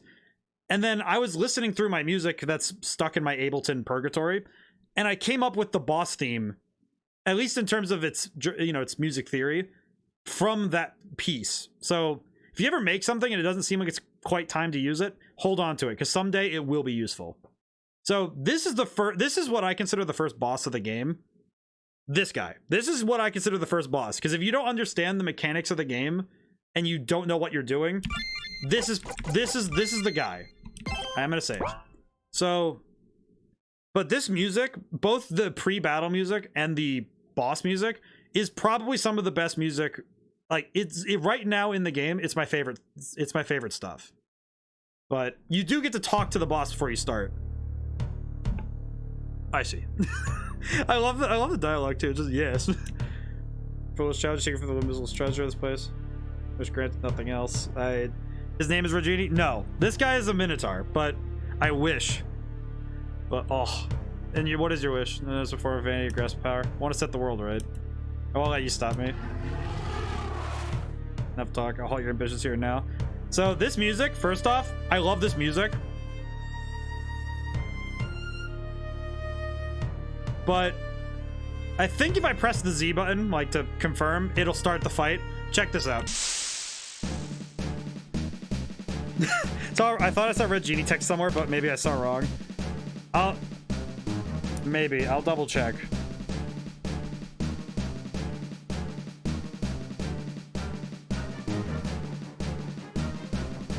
Also, yeah, this music, this is some of my favorite music I've ever written. Nice image. I might keep this boss fight. This boss fight as it is, I might keep it. All right, I'm gonna use that new whip I got. Oh, jeez. Oh, good, I can dodge. I actually really like the Minotaur's image in this. I really like how it looks. Oh, I injured him? Oh, dude. I've got Blessed Run. So, but this is a default image, and I really like it, so I might keep it. But this music is some of my favorite in the game. I'm not kidding. I hope I didn't cap with this, because this is probably some of my favorite. This is so... I spent a lot of time working on this, and it's some of my favorite. Let's try magic. I think boss fights, I started learning from boss fights from... Jesus. Oh, that was loud in my head. Oh. Jesus. Oh, alright, we got the red keystone. Okay, so, two things. One, that boss fight is probably my favorite. Right now, it's my favorite in the game that I've gotten to play. Personally, the music and the stuff around it just, oh, it's one of those ones where I'm like, this is what I wanted. I started taking tips from both Skies of Arcadia and Shin Megami Tensei 5. I actually designed this boss fight while I was streaming that game back in January. Because one of the things I noticed that game does is sometimes you don't need to make a boss fight stronger or even particularly a like complex enemy.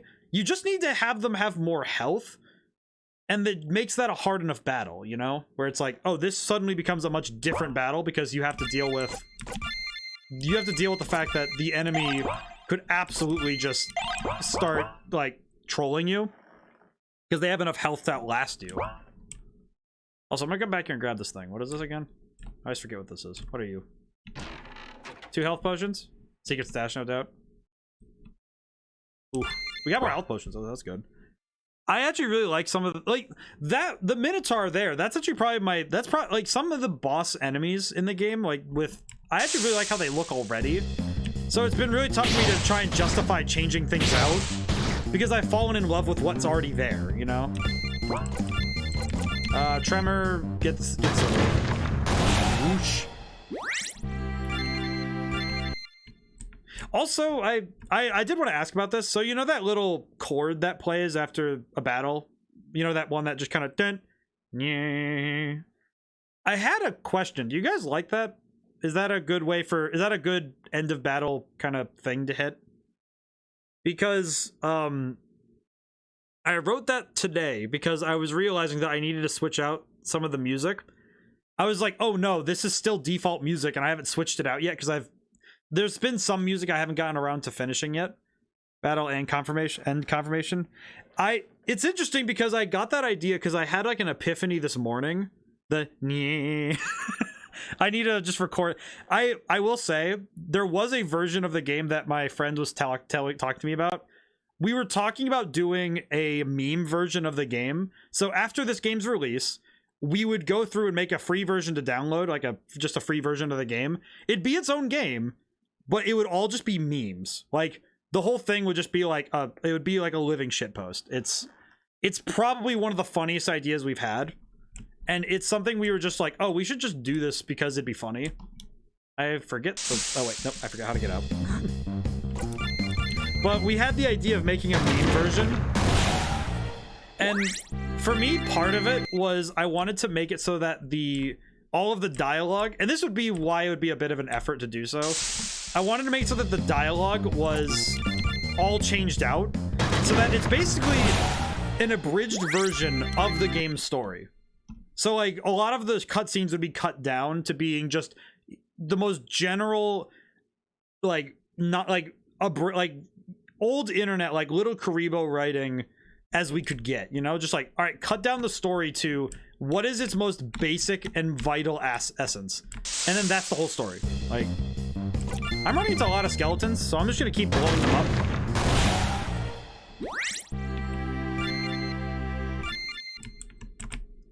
But that is actually something we were considering because we thought it'd be a fun idea. And I actually wanted to make it a free thing because I actually really want it to just be available to anybody who wants to see it. Does water work on these guys? No, it doesn't. Got it. I forgot.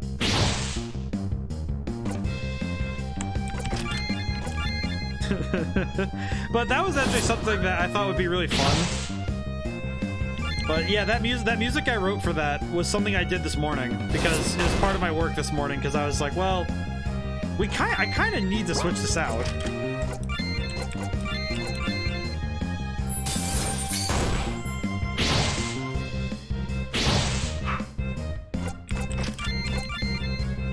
I will also say that my QA tester does also... he uses the QA store liberally now because it lets him get through this part of the game quickly. So I don't remember the last time he's had to play through this without using that store. If I remember correctly. I might need to like ask him because I'm like, You might want to play the game again without that because I'm curious. Let's see. Oh, what am I doing? Just Spartan. Whoosh. Easy. Actually, I don't... How much money do you get? You have 111 money, which I'm actually kind of surprised. I feel like... I remember that you can get a fair bit of money at this beginning section. The economy of this game is something I have not fully tested yet. because it's something that's really hard to test without getting really far in. But it's interesting because testing the economy for a game has to be one of the most Herculean jobs ever, because you have to figure out exactly how much money is reasonable to think of.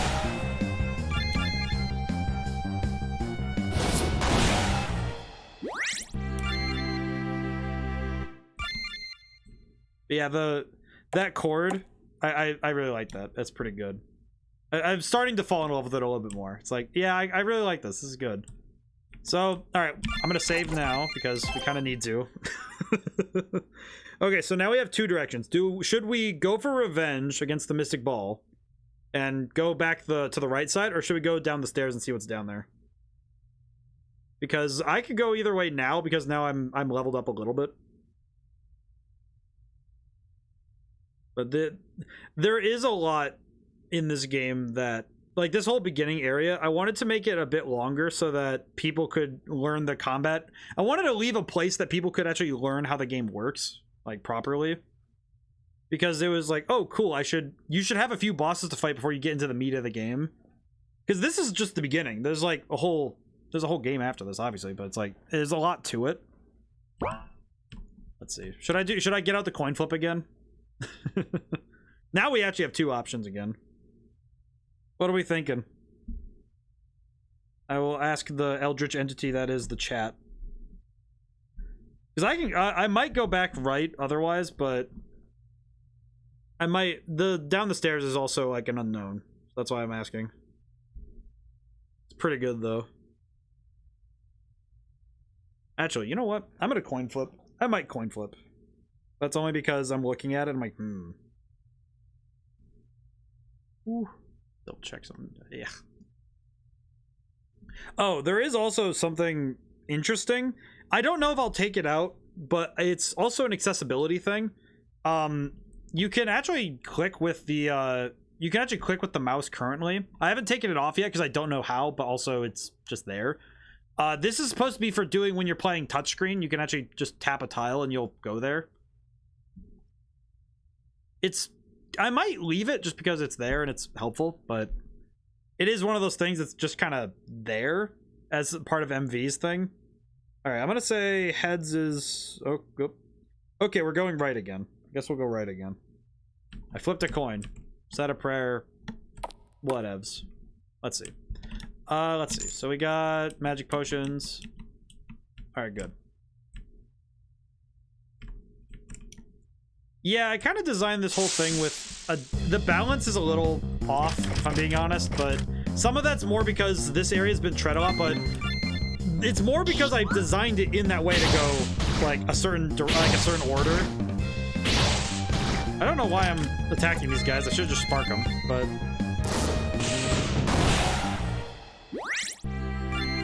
all right, we got Gust and Acid. Oh, sick.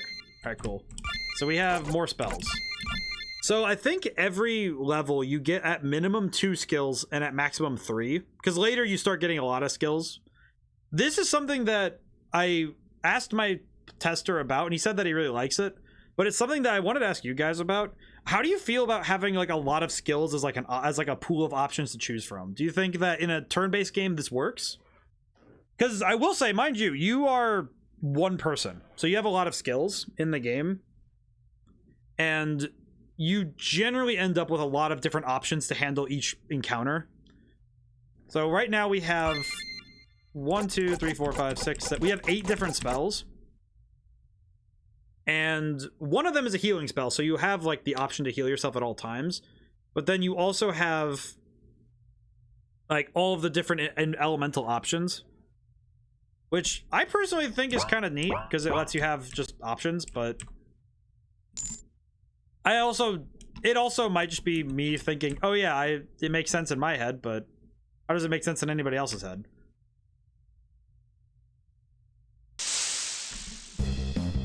Actually, I haven't tried, what is it again? Acid. Oh, that's right, I set Acid to be a... Acid's pretty good. Let's see.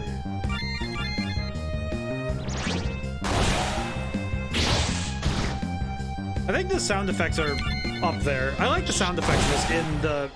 A lot of these sound effects are, you know, base engine sound effects. And I've really started to like how they sound because so a lot of them have impact, you know, where it's like they hit you a little. And I think that's really good. Because if you're gonna make good sound effects, I think that they should have some weight, you know, some presence. Hit them with the hoopla, you know? Just gotta wham, hit them. Because I think that's good. If you really hit somebody with the sound effect, I think it's good. And if the sound, like, it should have impact, but, you know, it doesn't mean every sound effect has to be loud, but I do think that if you're gonna make a good sound effect, it should really, like, it should have the impact it deserves. Let's see. Spark these guys.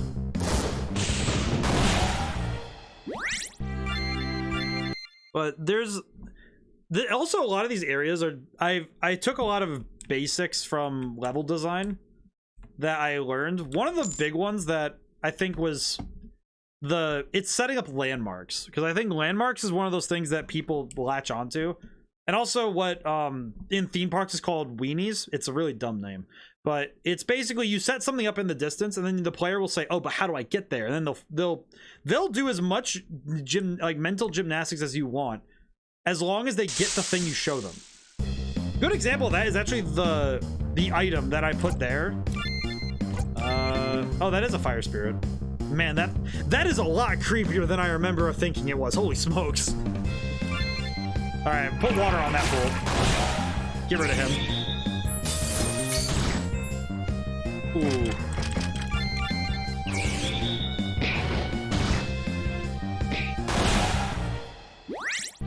I see. But setting up landmarks and things that people would want, like setting up an item, like this item here, which is the spear. So I got the spear. And by setting up items that people will want to get naturally in places that are like, oh, but how do I get up there? They'll spend as much time as you want trying to get to the thing that you put in front of them. Because that's a core piece of level design. It's part psychology, and part just, it's a part of like just weird human engineering of like, oh, but how do I do that? So spears, so each weapon, by the way, has different things that go on with it. Spears raise agility and luck a little bit, which I think spears are like the luck weapon, if I'm being honest. It's kind of my favorite thing. Whips also are they adjust agility a little bit, like not like daggers do, and they have chances to, like, you know, leave status effects. If like it's the debuff class, if I had to put it that way. I really like it. I think hand axes are like the super reckless, I'm gonna slap the crap out of everything weapon. There's actually, I think, a weapon for every playstyle that's naturally in other RPGs. Because I tried to make it so that each weapon had its own thing going on. Like, so the sword is supposed to be the most basic type of weapon. Like, it's supposed to be like you use magic and stuff. You're the all-rounder. And I think that's pretty good. So I have the spear equipped, that's why. But each weapon has its own style, but switching between them is how you, like, both experiment with the combat and also how you figure out solutions to new problems.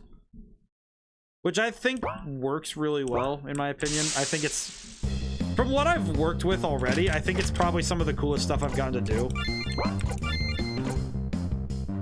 I forget if Spark does a lot to these guys. Does it? Oh, it's pretty good. Ow.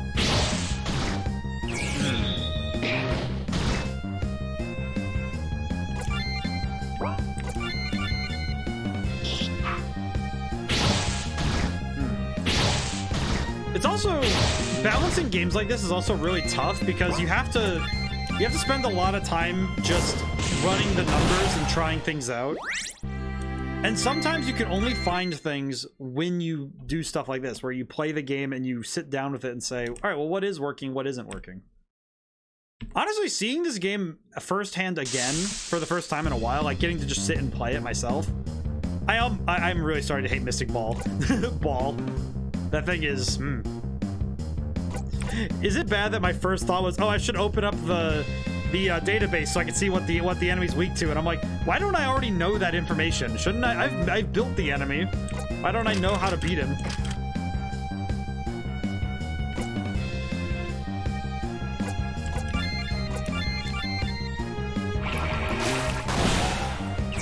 But oof, man. You're not weak to anything, are you? Are you? That was more effective than I thought it'd be, but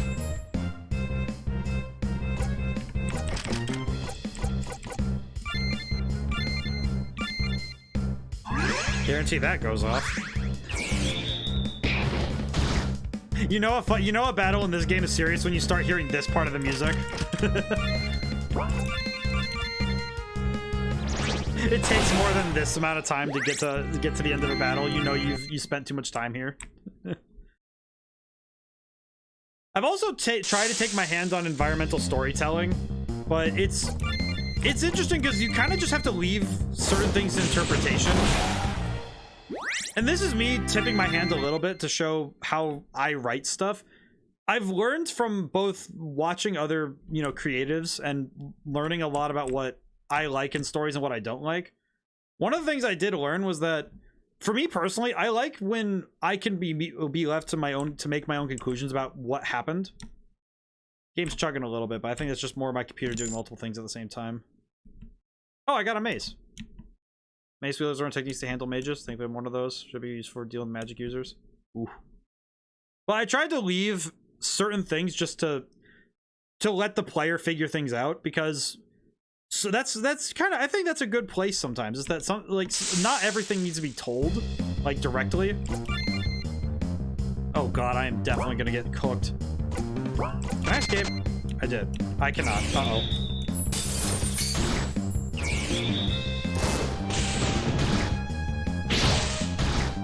Okay, I need to really think about what I'm gonna do.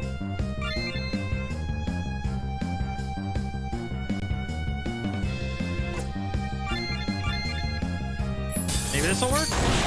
Okay, that works.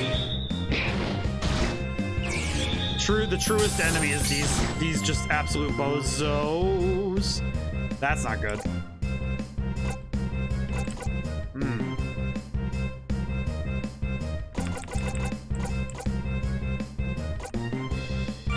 Wait, what if I attack with this?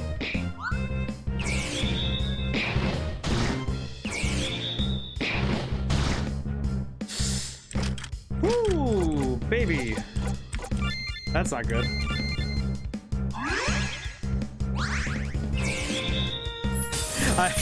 I've grievously underestimated how actually terrifying these things are.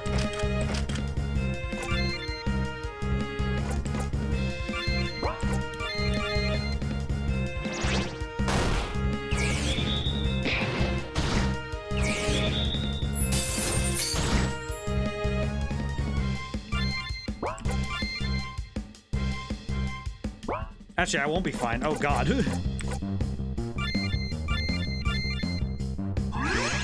Or not.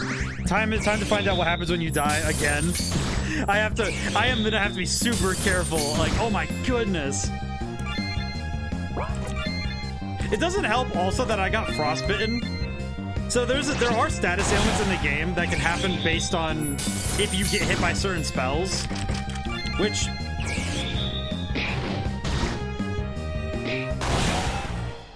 so that is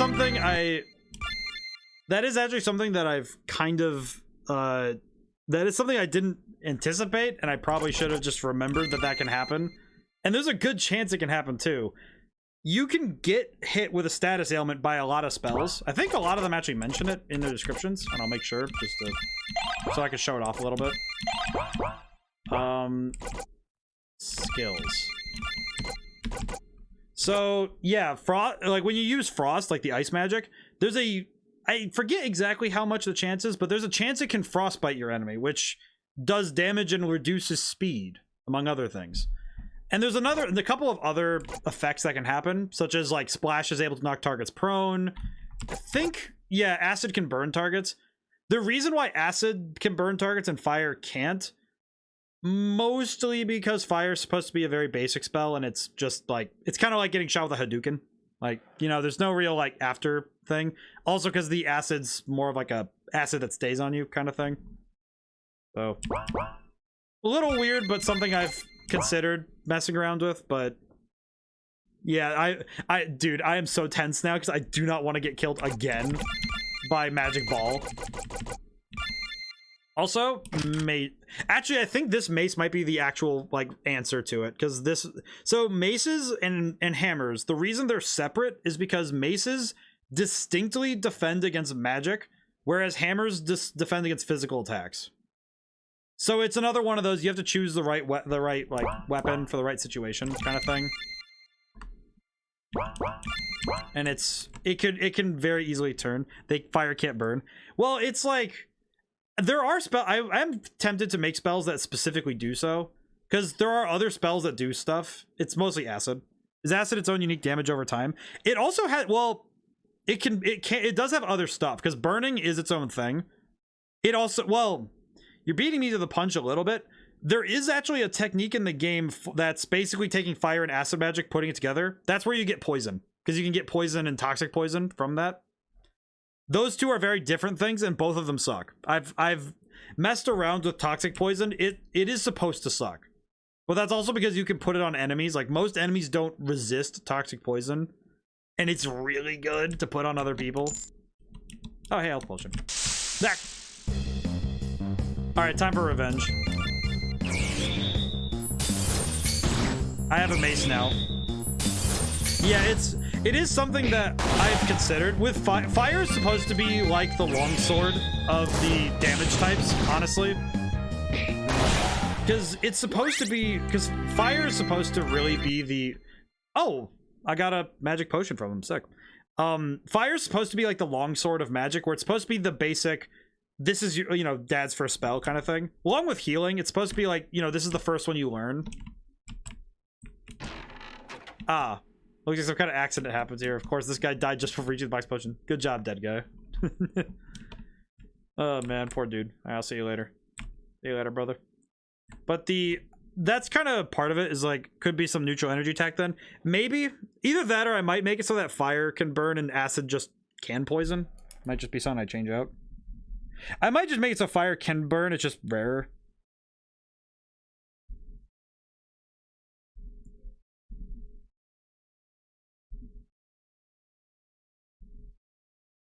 Did you die to the boss? The Minotaur, no. But to this guy, not yet. I haven't gotten there yet. How do checkpoints work in this game? Okay, so this is something that is a point of contention. Right now, you have to save your game manually. I am going to try and figure out how to make an autosave function, if I can help it. But it's kind of like, I'm going to be honest, this is something that I've kind of left a little bit alone because I wasn't sure yet. Mostly because I kind of like how older games did it with having you can save. I remember me and the QA tester did have a talk about this. As long as the player's told somewhere, it is fine. That is something that is right at the beginning, actually. In the tutorial, it says outright, like, hey, if you press X and go to the menu, you can save and do all these things. I think that, to me, it's like, I actually really like that.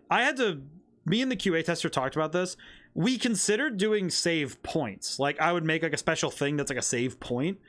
And then I realized that means I have to meter out the level design to have save points regularly.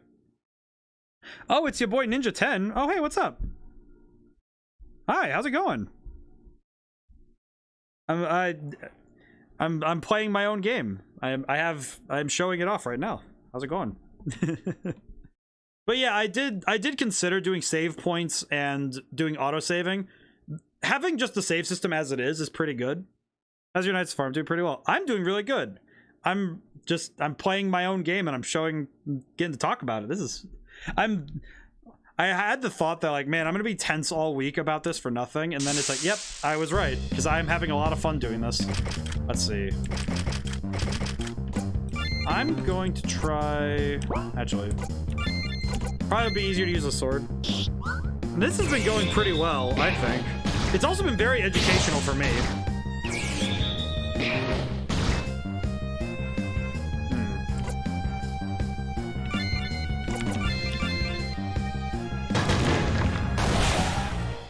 I should just use Tremor next time. That's really good. Oh, thanks, Games and Pizza. I honestly, the thing I've been worried about is like showing off. Yeah, I did actually make all this myself.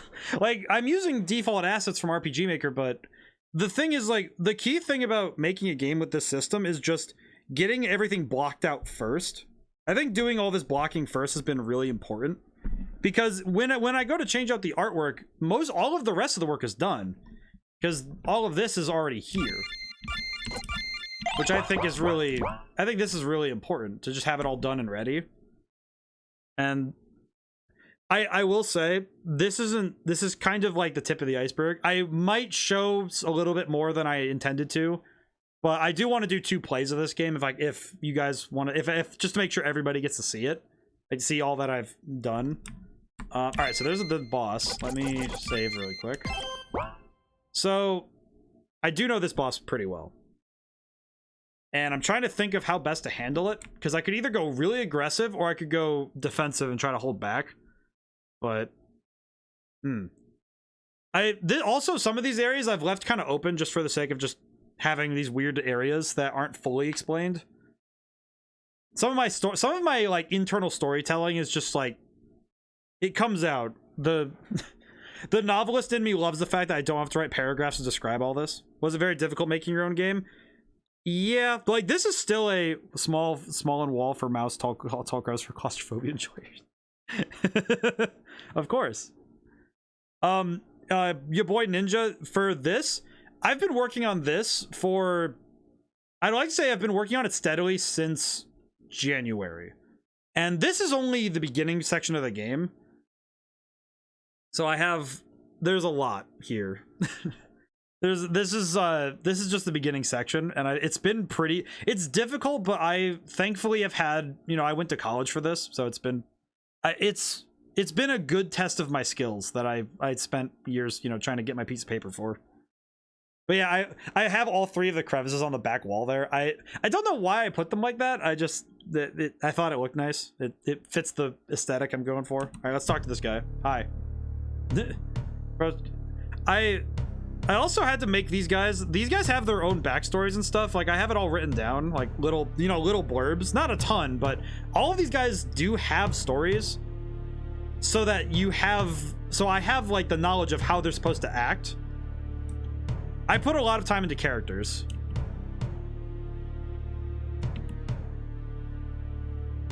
And also, I do care about having mice and claustrophobic enjoyer. I like having all the holes of different sizes. It's important.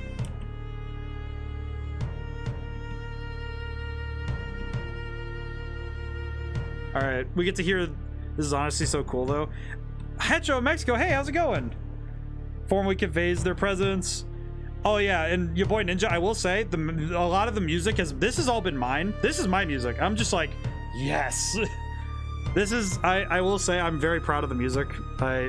Also, for Games and Pizza, if you heard the music from earlier, this is actually, I will say, this music is different. It's important. It has a distinction. You'll hear it soon, but I got swapped to the mace.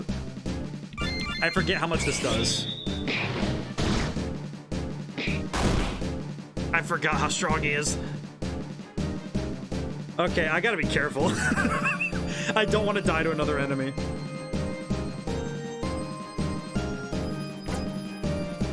How about the spear? Oh, that does good damage. Okay. Yo! I forgot how strong this dude is. Also, Hecko Mexico, we're still in my I'm still playing my game, but oh my god. This is you've missed some things, but I will be going back through the game a second time, so everyone gets to see it. You know what? I'm just gonna go for it. Oh, he is spamming Tremor. Oh my god. Various music in a different situation is pretty cool. Well, and in this case, I will say something that This might tip my hand a little bit, but the two bosses that you first, that like these two, their music is purposefully similar for a story reason.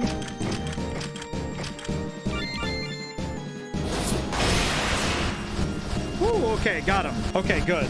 Jesus. So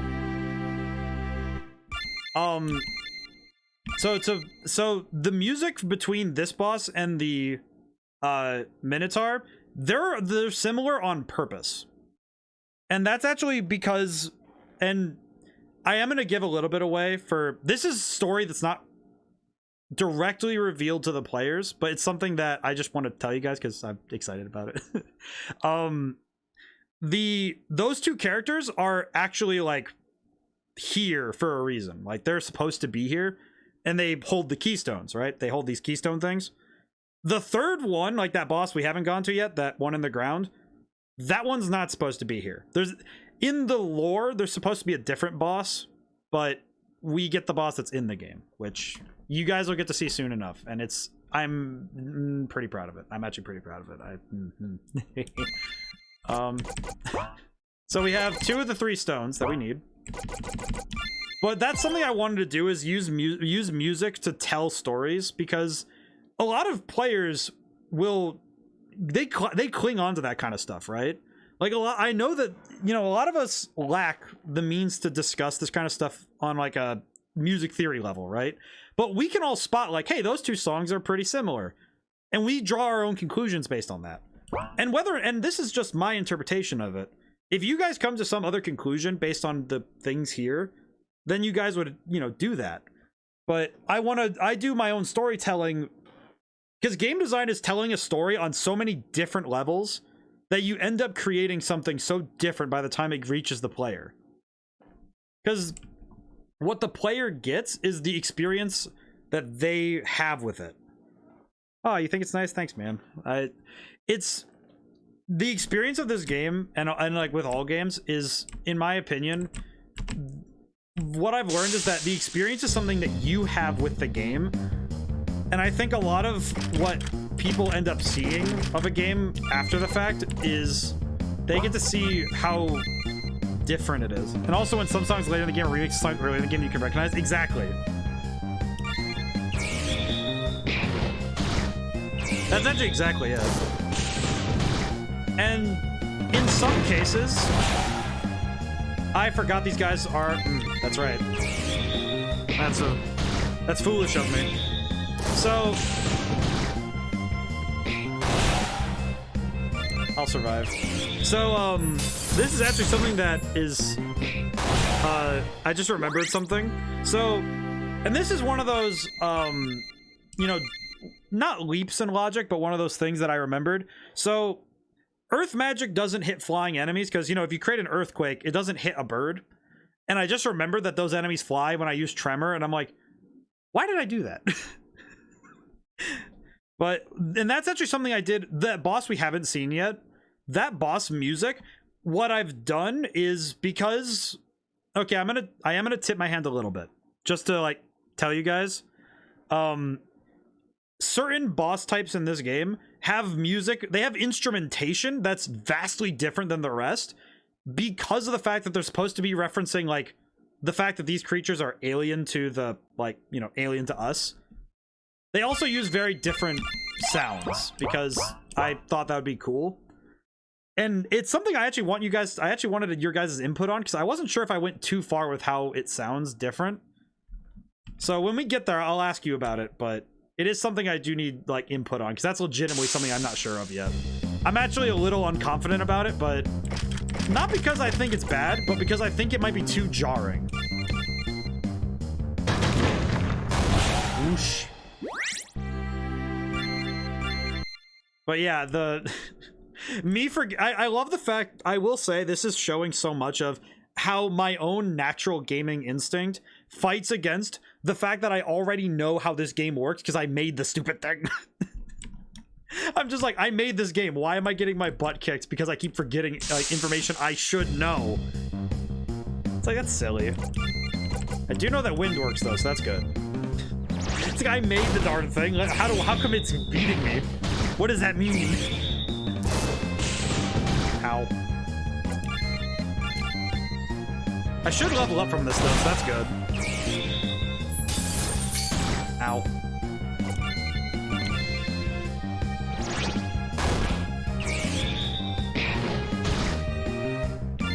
Can I just attack and win? Oh, I did. Neat. But there's a lot of stuff in the music that specifically is. Oh, I got Dark Bolt and Sacred Bolt. Oh, I got the first technique of the game. Oh, that's good. Okay, let me really quickly. Wow, I have half a health point. How does that work? I really need to fix that. That is something that's gonna like drive me nuts later. Oh my god. I'm probably gonna have to change that right after the stream. It's like, it's going to egg on me until tomorrow morning. I'm gonna be sitting there awake at night like, it does a decimal. It does the decimal point. What is that? What is that? But, so we just got our first light magic, which light and dark are what I did to replace, because there are some influences from my time being a dungeon master and, you know, for Dungeons & Dragons. I wanted something like radiant and necrotic damage, so I chose light and dark because that's easy to explain. And these ones are also these ones have extremely good chances of doing their special effects. Okay, let me go back. Also, we got this. Decimal points? What is this, math class? Yeah, unfortunately. But my math classes are really easy because I don't ask you to remember the decimal, I just expect you to know that they exist. Like, it's kind of like when you're programming and they say, yeah, you need to know this particular, you need to know all these sorting algorithms. Will you ever use them? No. But you should know them. And it's like, well, I recognize they're there, but I'm never going to talk about them. So, this is something that I changed recently. So how techniques work is you need to use TP or technique points. Technique points. It's just, God, it sounds so dorky when you say it. When I say it though, it's like you say it out loud. You know, when you're talking about it, it's like, oh, you use TP to use these cool techniques. But then when you're talking about it in a technical sense, it's like, you know where to put the semicolon. Yeah, exactly. That's all you need. If you're gonna be a programmer, that's all you need. Just know that the semicolon goes at the end of the statement. But anyway, but the TP. Technical points, technique points, whatever. However you want to describe it. I'm probably going to call it technique points, but technique, I also need to... My pen! Ugh. Need to capitalize the word technique. Need to capitalize that for the sake of it. Technique. God, now I'm just thinking about that SpongeBob bit. It's like technique. But the but when you use a technique, you have to build up the TP in battle first. And that's kind of the balancing factor, because a lot of these techniques are broken. Like, they're just straight broken. I'm not even gonna kid with you. They're just broken. Because in my head, I was like, well, it's gonna take you a few turns to build up the TP necessary to use it. So you might as well just get a broken technique in response. Like, the damage calculations for those are just stupid. It's great. Also, these statues, I don't know how to feel about them. I like them, though. There's something over there? No. Wait, really? Huh, I'll check that later. Thought I put items down there, but I might need to check that. Ooh. Magic ball again. Oh my god, one more kick in the pants before I leave. Are you serious?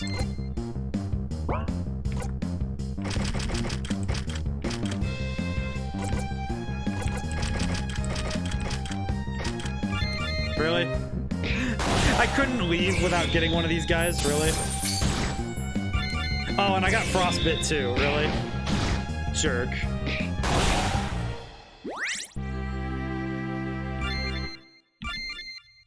You know what is funny though? I had the thought about, like, in the same thought of, oh, I should probably add frostbite, and with like adding burning to, you know, when you have fire. I had the thought of, shouldn't getting burned remove frostbite? But then I remembered that's not actually how frostbite works. Because when you get frostbite, it doesn't just go away when you heat yourself up. It still takes a while to get rid of it. Let me out. Thank you. But that I probably will actually end up making that change though, so that it's a so that there's that, so it does burn. Because I do think that's probably something I should do. If I'm being honest, it probably should be something I just add. All right, let's see. Let's take a quick gander at... All right, here it is. Okay, so this place, I think my Miyazaki started showing because I did make it, but I have been told that it's not as... It's still bad, but it's not as bad. But... Oh, great, giant spiders. I suppose there's a giant snake, too. Oh, yeah, I forgot the Resident Evil reference. Either way, these orbs will help me handle any poisons they secrete. Thanks, dead person.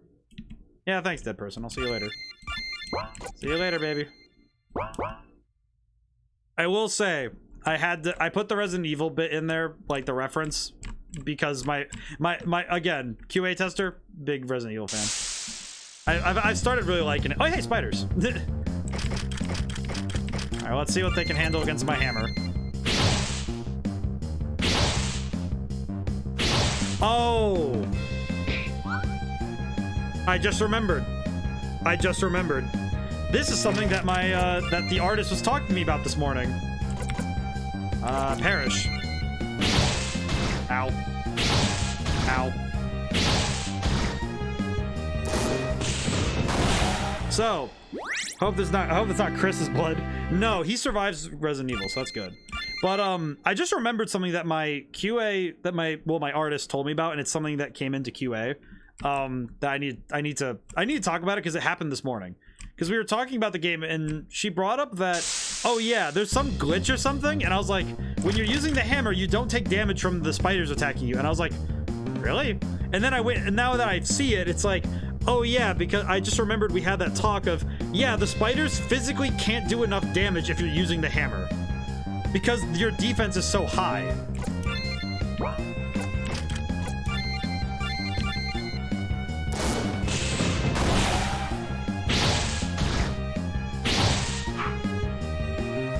Hope it's not Chris's blood. It's awful. I'm gonna find whatever did this. That dialogue is so good. Honestly, the first Resident Evil is hilarious. Like, especially the original voice acting. Like, that's some of the best I've ever seen. Okay, so we are gonna be in Spider Heck for a while here, but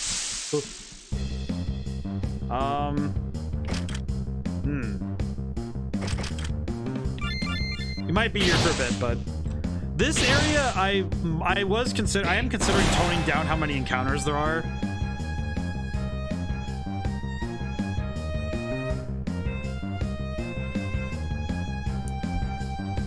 But I also might leave it, but I don't know yet. It is one of those things where if you because there's a lot of items to pick up and stuff, and for healing items, but okay, so gauntlets are probably the weirdest weapon I've made. So I made these gauntlets, so if you look at the stat changes, you'll notice something a bit odd, especially if you're looking at the red numbers. So gauntlets are the actual glass cannon build. They are specifically built for, you are going to go ham on the enemy and not leave a chance for them to hit you. And that's the whole point, is that they're kind of like Tifa from Final Fantasy VII, but consolidated into a full build, where it's like you can use gauntlets and do that. Some of the later gauntlets I know do some really dumb stuff with that, where they just like, there's one in particular that raises defense, that actually like reverses it, and it raises your defense a lot, and but it like kills your attack basically. And the whole point is it's a dodging thing, but a lot of them include chances to dodge. Because the later weapons and armor also give you weird little like perks and stuff that do weird stuff. Gauntlets are the way. I'm gonna try them. I haven't tried using them as much yet, so. Actually, that's actually not bad. Whoosh. I will say it is a bit of a misnomer that they use the slashing animation right now. I know I need to change that, but they actually are doing bludgeoning damage, but all right. Oh, visual glitch. Need to fix that up.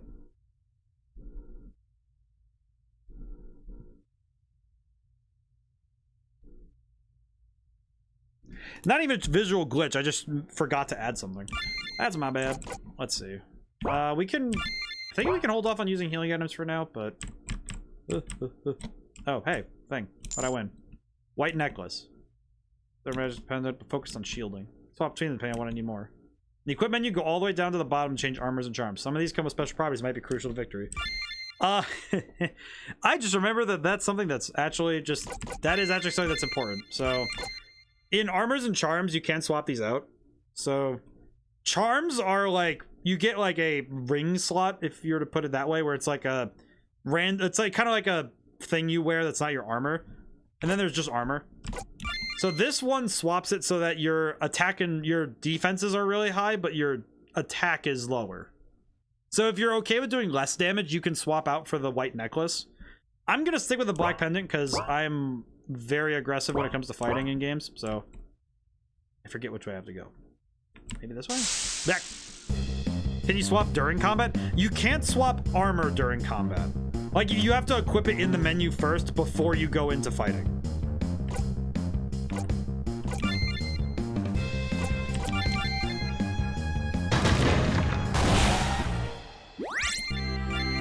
Which is mostly because there's no built-in thing for swapping armors during combat. And the main thing is that you choose when you're equipping weapons here. Streamer chose violence. I really did just say, all right, I'm over this. I'm going full tilt. But when it comes to weapons, the reason that so you have the weapons you equip here, where like you have your gauntlet, sling, mace, spear. All of these are equipped, but they're equipped before battle.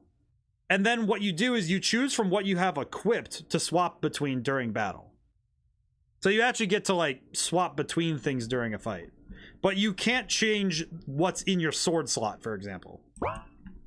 So you can't switch between, you know, your steel sword and your, I don't know, your scimitar. You can't swap between the two during a fight. Oh, there's a thing there. I need to get over there.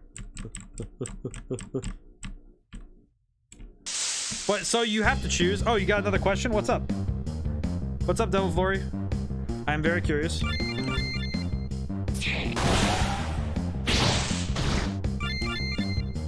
Gauntlet, mace, spear, whip, nails, hair. Is Alfonso in the game? Not in this build. Remember, this is very early on, and remember that Alfonso deserves a very special place, and I need to find his special place. He will have a place in this game, though. Someday. Soon. He will be in the game. I will confirm. We will have Alfonso. He needs to be here. Okay, so I will say this armor, yeah, it's just a straight upgrade. This armor, the only thing it changes is it gives you more magic defense. So the two are on par. The special space is in my heart. Very good spot. Gauntlet, mace, whip, spear, nails, hair, hip, heels. Hips, heels. Games of pizza, that would be if I made this game. That's gonna be that's gonna be like the meme version. That's gonna be the weapon slots. We don't need swords, we just need that. Alright, so we have better armor. So now if we have to deal with magic, we're good. Okay, so I'm gonna go this way, because I think this is the way we're supposed to go. I think. I'm gonna be honest, I'm trying to remember. Oh, jeez. There's a lot of these guys. Alright, choose violence. Oh, hey, it worked. Man, making the damage of the weapons and all that must be tiring. Oh, so, funny thing about that. Do you want to know why it's been a few months? Like I started about January, late last year, and I started the game. Do you want to know why it got from January to here? And there's like a lot of weird gap there for like time, along with making the maps of the game and making all that and putting all the items down. So, if you want to know something, and this is like one of the selling points I'm probably going to put on the Steam store when it goes up. There are 200 weapons in this game. And there are also 150 armors. 75, like half of those are armors, half of those are charms. I have already done the balancing work for the armors and weapons. Those are already done. And I did them all. You might know why I'm like a bit like neurotic with this game sometimes, because it's like, yeah, I did all the number crunching first because I knew that was the hardest part. And I knew it was the part with the longest forethought. So I planned that first. And then now, so basically what I did was I built the weapons of the game and what weapons are available to you at any time. And I know that. And then I say, I'm going to balance the enemies based on the things you have on hand. Because that is much easier for me than trying to trying to make the weapons and the enemies at the same time, because then I'm just going to run into constantly testing things, because now it's just making it so that the enemies fit the weapons rather than trying to make the two fit together. It's, oh, make the enemy and see if the weapons are too much or too little for them. And it lets me balance things one side or the other. The thing I did learn, though, is hammers needed to have more speed reduction, because it was actually important if they didn't. All right, so we have a lot of items because we got really lucky getting some stuff from various things. All right, I think it's this way. I actually don't remember.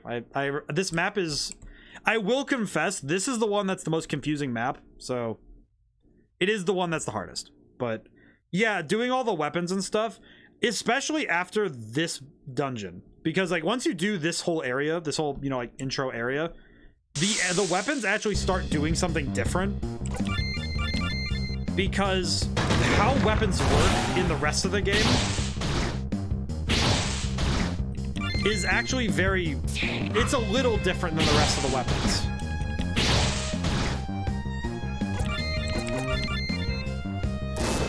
I'll explain it in a moment when I can hear myself think. Because how weapons work in the game, like in totality, is that after this point, all weapons start scaling. So basically what they do is, like, you equip a sword, if it gives you it has a set value, it increases it by, but then it increases it by a percent value based on that flat value it gives you. Which is something you see, it's better shown when you have a weapon that you can see it on. But basically, you get a weapon, any weapon past the starting equipment, all of them have scaling that actually it makes it so that weapons are much stronger once you exit this dungeon. This was actually a strategic move on my part, because I wanted to make sure that there was good incentive to equip new weapons. And the fact that you will never like, I think even just the first new sword you get is immediately better than the other one you have. Like, it's just flat better. So it's actually something so that I would be very impressed if somebody showed, like, I don't think I would make it like, this is a condoned challenge on my part, because I don't think it'd be a good challenge. It wouldn't be fun. Is that you could, in theory, I think you could beat this game with the base equipment. I just don't think it's a good idea. Because you would definitely be having like a nightmare of a time trying to do it. Hi. But I win. Oh, more bitter herbs. Nearing the bottom of the cave. Better be on my guard now. Going down here. Oh man, I forgot. I just forgot the cutscene. I made this cutscene, and it's my inner horror game enthusiast just came out doing like with this scene.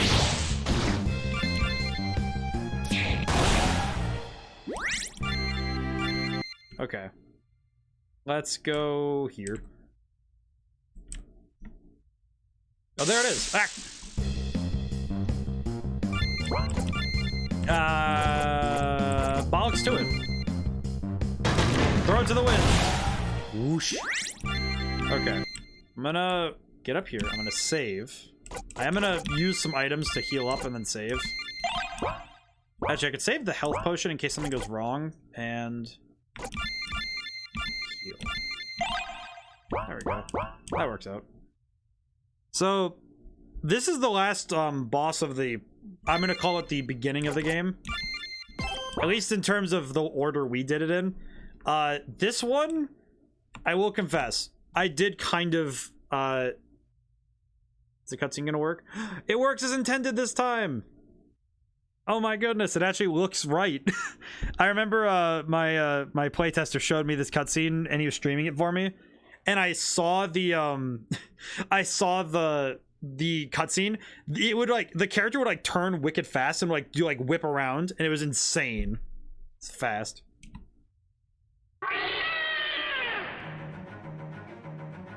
Also, I will say I might change this music, but I really like how this music sounds.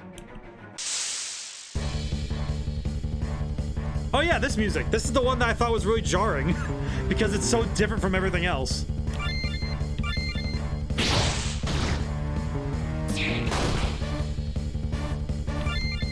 I'm gonna... menacing music. Oh yeah, it's menacing.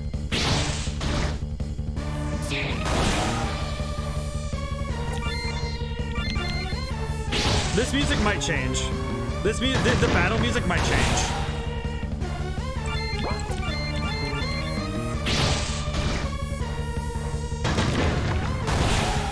I need to kill all these spiders. My god, there's so many spiders. I forgot how many there were.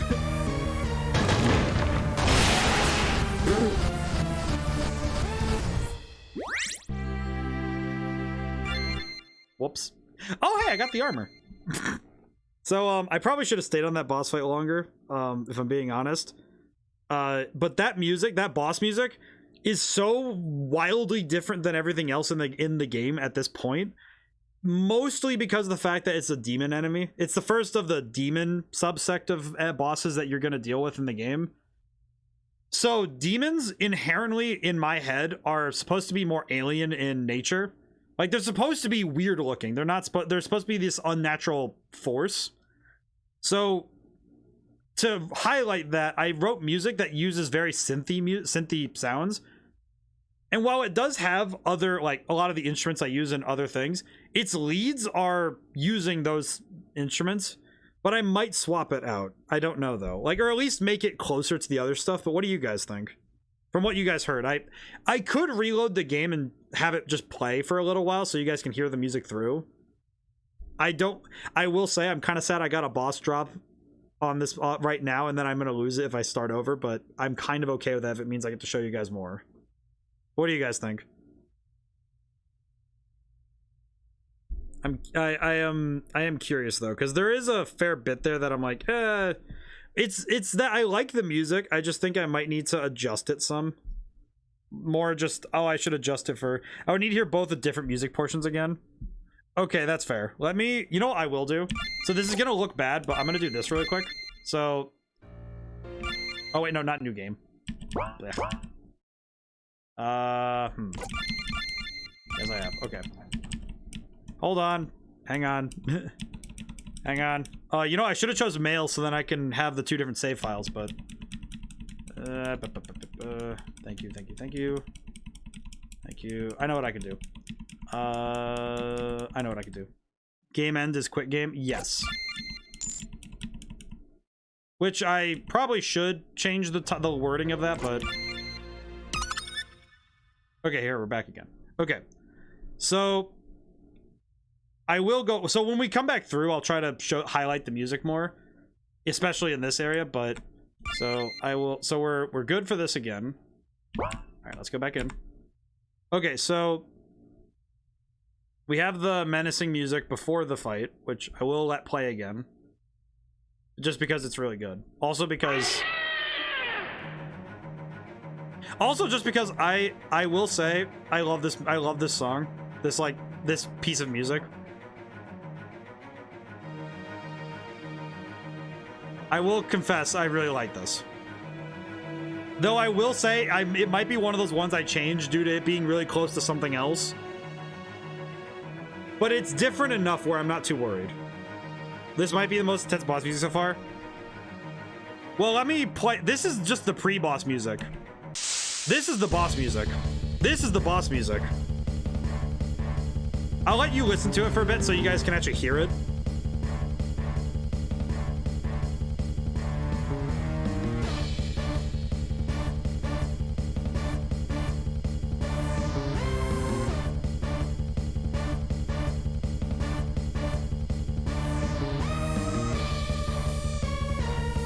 Alright, I need to fight this dude.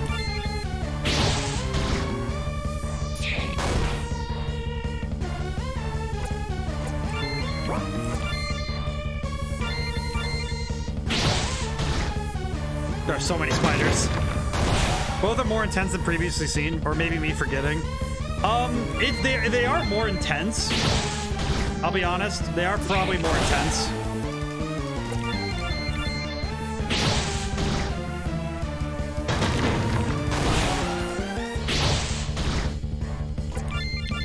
I am spamming Tremor just to keep things going, but...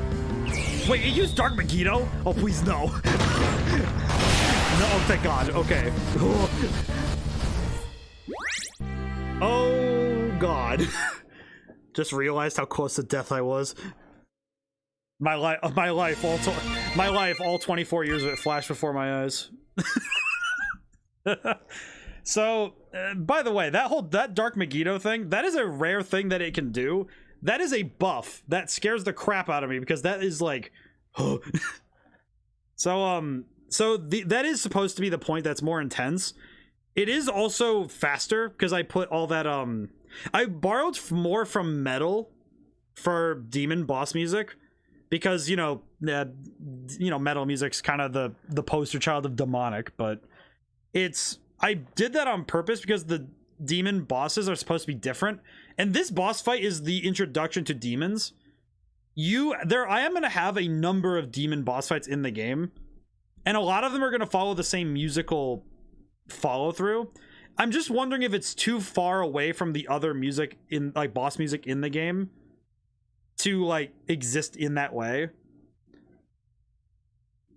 But I also think it's good. I think it's an interesting shift, because there's supposed to be these alien entities that don't quite fit with the rest of the world. It's an interesting conundrum that I'm not quite sure I have a good answer for yet. Yeah, it's one of those things where it's like when I explain it, it makes sense, but if you play the game by yourself, it's kind of like, well, why is it so different? And it's like, it's one of those things where I've considered, I have it written down that I've considered reworking the music. I don't know to what extent yet.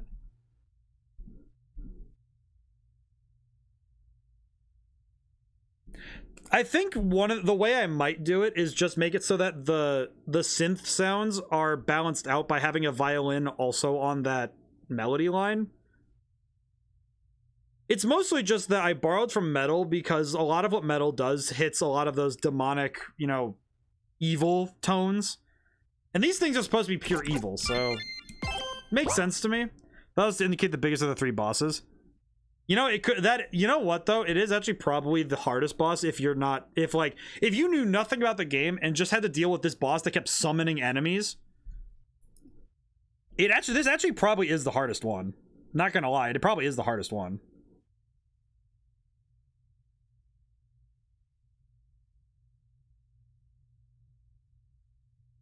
Because the enemy spiders show up in the middle of the fight. So it's not just a boss fight, it's a boss fight with summons. So it's also, I would actually say that if I didn't know what to do to beat the boss fight, this would probably be one of the hardest ones in the fight, because the action economy is so different, which is that's like a whole action, it's an RPG thing. That's actually why I've included spells in the game that hit all targets and specifically gave them to the player on level 2. Because the thing that this game could really run into very quickly is if you had the problem that, the action economy is so busted because you only get one move. So by including spells and abilities that let you hit multiple enemies, it levels the playing field a little bit. And by a little bit, I mean it makes it so it's fair, because I do know that would be just a pain. Because I do know that would be painful if you had to just deal with it, Okay, let's get out of here. Ooh. Spiders. I can spam some magic.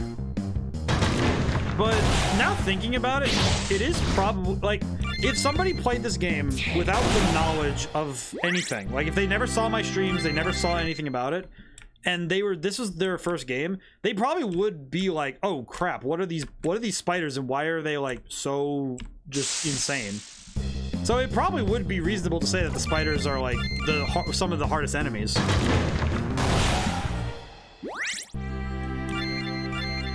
That said, the hammer does really the hammer and the gauntlets really do level the playing field a little bit, which is good. I will say I would not recommend going here first though, at all. I want to get to the top. Thank you. Oh, hey, bitter herbs. Thank you. Ah. Out of my way. I'm gonna hear the beginning of this a lot, so that I should get used to this. I'm gonna be doing that. I'm gonna be playing this game a little bit more. It is also odd because when I play the game in the because you can play test it in RPG Maker, the default. Oh, I was unable to escape. Ow. Ow. Ow. Wow.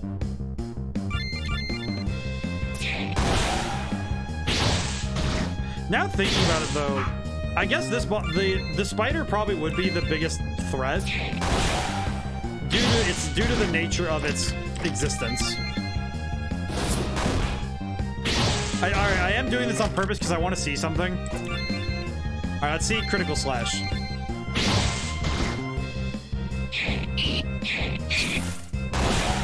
Oh, that's pretty good. And that was with it resisting that damage. So that's pretty solid. So now thinking about it though, if I put my game theory to work, I guess the spiders would actually be the hardest enemies because it's the first time it is the first part of the game where it is very specifically you're dealing with multiple enemies all of the time that aren't like waiting or doing something. They're actively trying to deal with you. So yeah, that actually makes a lot of sense now that I think about it. I will also say that in the case of also just how, also with how powerful the demon spider is, I could reasonably see it being a real pain for some people to deal with. Alright, I'm gonna try and rush ahead a little bit. For a very specific reason though, because I want to get to the part I want to show you guys. The big one. Back. Really? I escaped. Really? Oh, I'm slow. I'm still that slow? Oh, so tough. It's so tough to get out of there, too. It's like, oh. Alright, just tremor. It's fine.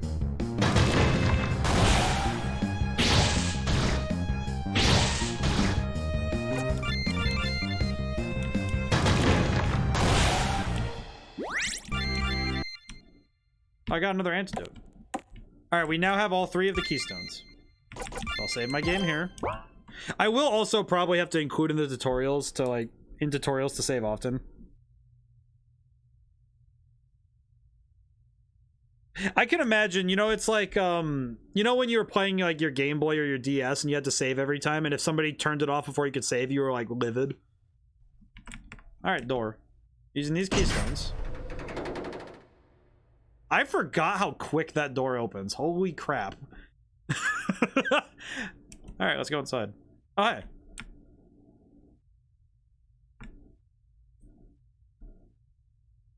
Alright, so I will say this is a not finalized asset for the jar, for the red genie. But I will confess, I kind of like how it looks. It's like, it's so weirdly simple in how weird it is. Like, look at this thing. Look how weird this thing is. I did this myself, actually. I'm actually kind of proud of this. This is one of those few tile edits I've done in the game already that I'm super proud of, even though it's very, like, this is not hard. Like, compared to what I need to do, I just like how this looks. I don't know. It's literally just a red jar in a room. Like, why is it here? I just like how this room is. It's just so weird. It is so happy. Yeah, it's just like, look at it. I can talk to it, too. Hello. How you doing? This is it? Yes. Let's get this over with. What? I like how she's just like, what? Whoop! Deleted.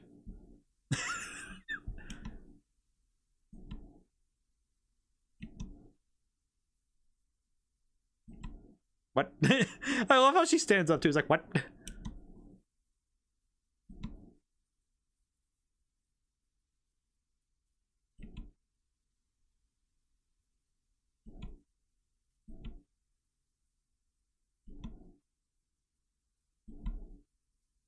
Red portal. Yep. F. Yeah, we got deleted and sent to heaven. Which is funny because we landed in front of her grave. Talk to him. Come with me. And there she goes. There she goes, my favorite girl. Let's transfer me here somewhere. Titus Priest is my best option for now. And with the place. Alright. And now we're here. Very cool. Alright, so I will show a little bit more after this, but this is kind of where the demo part, this is kind of as far as I'd like to show. Primarily, I also need to add music here because there's no music here, but it's one of those things where I kind of want to only have the music start playing once you get out of this area because you don't know it very well. So I wanted to be like, you go here. Also, whoa. I got hosted and rated. Whoa, that's the first time I've also heard that myself. Holy crap. You're raiding with a party too? Hey, Devil Flurry. Aw. Thank you so much, man. Every time you raid, I just like, I get so excited. I'm like, oh my god, raid, hi. Also, I got to hear the notification this because I'm on PC, so I actually heard it this time. Oh my goodness. I was like, what is that? But I also, it's a personal taste. It's of personal taste to me. I don't like putting music in graveyard places. It's a I don't know, it's a respect thing for me. I don't know. It's weird. But yeah, there's a graveyard and we're here now. Also, this colors you a little bit green at the bottom if you walk through grass like this. Put rock music. Just have like Guns N' Roses when we're in the graveyard. Oh, there she is. Hi. Let's go meet Father. I'm sure he can help you. Shall we? Yes. Let's go. Oh yeah, she follows you when you go. All right, let's go. See you later. Here, let's go to the chapel. Father's always there this time of day. I need to adjust that cutscene a little bit. Rock on the graveyard.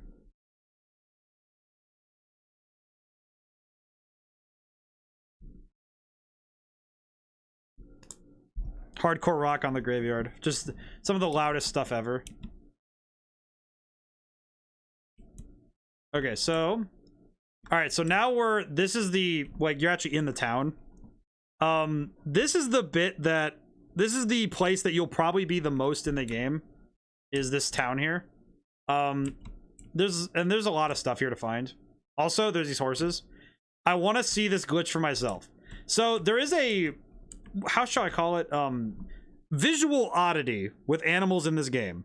I think I need to, wait, did I take it off of the dog? There's a dog over there. I do know there's a dog over there. Where's the dog? Did I take it off of that dog? You there, dog.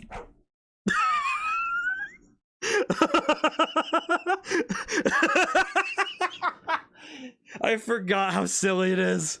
So, as per the QA tester's request, I did not fix this. This dog can bark at you. So as per the QA tester's request, and I'm gonna ask you guys if you think this should stay in, because he personally is in love with this. I'm gonna call it a feature. Watch this. Wait.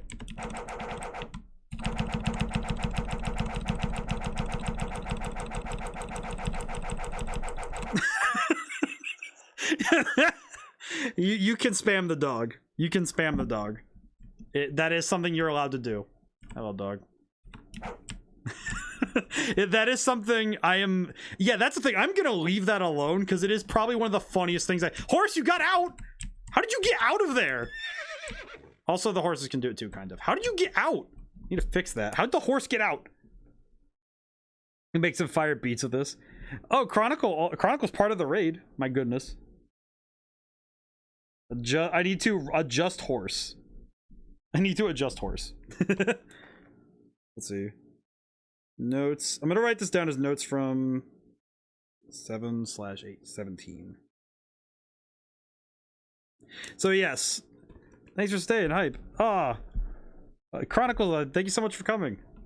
Thank you so much for coming by. I'm playing my own game right now. That horse got free. I need to figure out how to keep him in there. Where's that lady who's... I might need to make it so that they don't go too far, but hi. Good day. Are you here to work? Nope, just taking in the town. The dogs are... Alright, so the only one who doesn't do this is this boy. This chicken is the only one who doesn't do it, but there's a reason.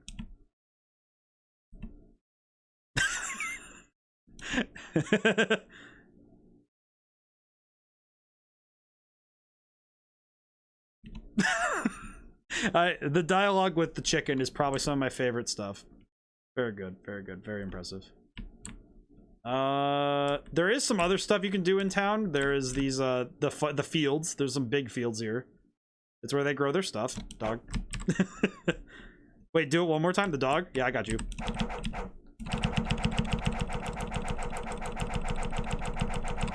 I will go back for the chicken though. For anyone who didn't see the chicken, I will show the chicken. All right, where is he? You there, chicken. This chicken, instead of having like spamming dialogue, it's this. Staring contest with bird. I will confess, this is probably one of the silliest things I've added to the game. Oh, there is some dialogue. I know this part will be this part will be jank. So I will go do this really quick. Hello, ma'am. Hello. You here for work? What do you say? Sure. I can help out if there's something you need done. So you can help with some kind of varmint hiding in the field just across from the road. It looks like a chicken, but it's definitely not. Can I get rid of it? I'd be happy to pay you. I'll be back. I'll just go do that. So there is actually some side quests. This is the only one that's like fully programmed. In the end, what are you looking at? Oh, trust me, you'll be fine. Well, you'll see. You'll see. All right, where's the chicken? Where is he? Oh, hey. Do you say anything now? Good day. Oh. Oh, yeah, you do. Good. Ooh, hey, item. Free stuff. 4G. I found money. Very good. All right, where's that chicken? There he is. You there. Time to die, Tiny Demon.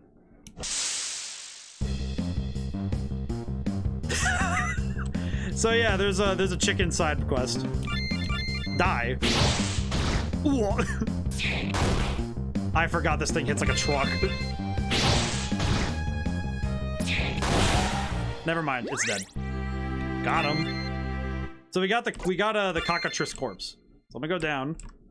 So there is no music here because I haven't added any yet, but I will need to. I also need to fix the... I need to fix one thing, really. I do need to fix another thing.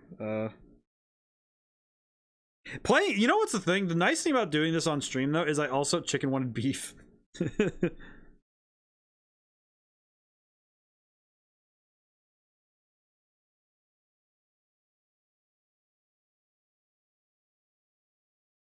There's supposed to be a sound effect before it plays, and I kind of it went too quickly, so I need to fix that. All right, let's go turn this into the lady. Let's see what she says. Here's that varmint. It's a bit more terrifying up close, you say? Actually, I guess it's Devil Flory. Funny thing about it getting roasted. She has a cookbook. We can cook the bird. They're called supposed to make you stronger or something. All right, then might as well. I'll get to cooking. Sit down and I'll handle this. Hand the cockatrice corpse. Let the feather, cut the beak off, cook the meat in salted water till it loses that weird color. There we are. Make sure you eat it all. So this is actually something that you can do. If you ever get a cockatrice, you can take it to this lady and she cooks it for you, and you can get a random stat boost. Here's the payment for handling the little rascal, 75G. So yeah, if I go to status, it raised my luck by 1. So actually did raise my luck. So you have a cooking system too? Not exactly. It's actually pretty specifically for like the cockatrice stuff. I might add some other stuff as well, but you just bring it to that lady. But it might just be cockatrice because they're pretty rare as it is. Also, so here's something. Is that permanent? Yes, it is permanent. It just boosts your stat by 1. It just permanent luck boost by 1. Like, so whatever you get in that from that side quest, you just get a +1 in that stat for the rest of the game. Like, that's it. It's just, yeah, permanently like a +1 in that stat. It's actually pretty... It's random too what stat you get. People are going to spam that. Well, here's the thing. You only get the one cockatrice corpse now, and they're very hard to come by later. So you'd have to spend a lot of time to get it. It is balanced in the fact that you barely ever see them. Like, not barely, but like not enough that you're going to be able to do 100 and everything, but also because it's random what stat you get. So every time you do that, you get a random stat. So you could end up getting luck plus 1,000 instead of plus 100 to everything. So you could end up accidentally messing up. But that said, if you had that much luck, I'm pretty sure you'd be fine, you know? You'd be fine if you had that much luck. Also, there is something I added to this game that I should note. So you see how this house, the door is open? I can go inside. You there, man. Good day, lady. What can I do for you? New around here. Is there anyone I should see first? Should visit the priest in the chapel. We should hit the stores west of that. Lots of good stuff for village like you. Thanks. I'm sure check them out. So, you can walk in these doors that are open. Let me show you what happens if you try to go into a door that's closed. Door's locked. Owner must be working. Wonder if they like living right next to the farm. And this is something else I've spent an inordinate amount of time on. some houses are just locked. And you get that kind of dialogue where you just get that kind of dialogue where you end up getting to learn more about the world and what the character's thinking. This is kind of the way that you learn more about the character, is through their interactions with the world around them. Also, I guess a weird thing that I added as a design thing that I think some people might be a little bit miffed with me with later. Some of the houses are facing towards the road, so the doors are facing, like, they'd be facing out this way, so you only get these back views of the building. So yeah, it's actually like part of it, not going at someone else's house if the door is locked. Like, I just knew that a bunch of people were gonna like expect every house to have something. Oh, hi, how's it going? Father's right inside, just go right in. I'll do that later. Go into the store. Go into the store. Go into the store. Store. Hello. Good day. Looking for a new weapon? Yes. Okay, so now we have a bunch of weapons. So we can actually buy some stuff. I just want to show this off for the sake of showing it. So also I need to fix the side when you're buying stuff, because it's a little janky right now. This is something that needs to get fixed, but so we can afford a few weapons. I'm grabbing the new sword. Grabbing the new dagger. And for me personally, I'm grabbing the mace. Actually, no, Kestis. Yeah. And I can afford the whip. Cool. Thank you. See you later. So I personally like buying weapons over armor, but that's just me personally. It's more of a personal preference than anything. And you can sell stuff as you need, so you can sell anything you have. So the way that weapons work now, the money sounds. Oh yeah, the money sounds, I might leave them because I kind of like them, but I might change it to some coins clinking, but I don't know yet. It's definitely one of those things I'll have to, like, a month or so from now, I'll probably do another stream like this and show the game again. And just like a month or two away and just show you guys how the differences are. But this is something I don't know if it'll be as obvious here, but when you equip weapons past the starting equipment, all of them will start to scale with your stats. So like this sword actually also goes up a little bit based on your base stats. So I think the dagger shows it pretty well. Yeah, the dagger shows it really well. Because the dagger, I think, increases your speed by 5, I think. Actually, if I do this. Yeah, so here it only increases it by 5. And increases attack by 5. But if I go to... Whoop. So if you look at the differences, it's like... It also is a little bit more. What about the Easter eggs? There's a lot of them. There is actually a lot of them. Let's see. There's also a lot of other stuff that's in the game. There are a lot of weapons that I haven't gotten to like show yet. Really quick. I do know, Devil Flora, you might not have been here for this one. Where did you hide them? Well, in one case, I hid one in plain sight. There's a lot of things that are references to other stuff. The black pendant is actually a reference. It's a reference and an Easter egg for anybody who knows the game it's from. But so there's a whole town you can explore. There's a lot of stuff you can do. I think that there's some areas that are still connected. Child, how are you? Good day. Not so polite. But yeah, this whole area you can explore, and you can just... It's a whole town. And there's gonna be I have plans to add more to it. Especially just with all the things that are in the town. Seems like it's town 11. I'll have no life like this again. Alright, where you're going. But this whole place has stuff to explore, and there are a lot of items in the game. Oh yeah, there's this. Can't use it yet. That's a surprise tool that'll help us later. Dog. Hello, dog. Okay, so wait, where's that one item? There is one item I do know about that has like some interesting stuff with it. Here it is. Cold hammer. It's too cold to hold at all. You can come back later and try again. This is the only item in the game right now that is level locked. It literally is a hammer that's literally says you have to be a certain level to use it. Also, there are a few dogs running around, so if you ever see one, you can spam it. Is that broken? Those look broken. Better check that.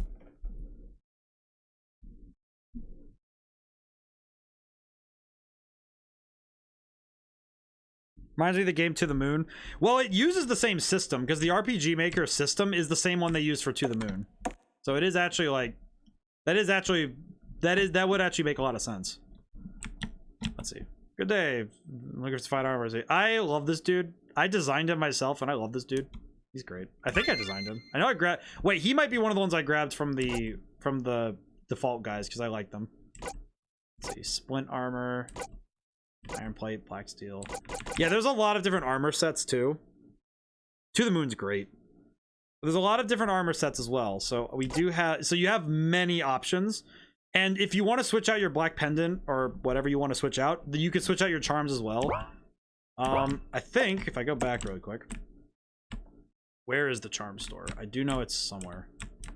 I have to find it.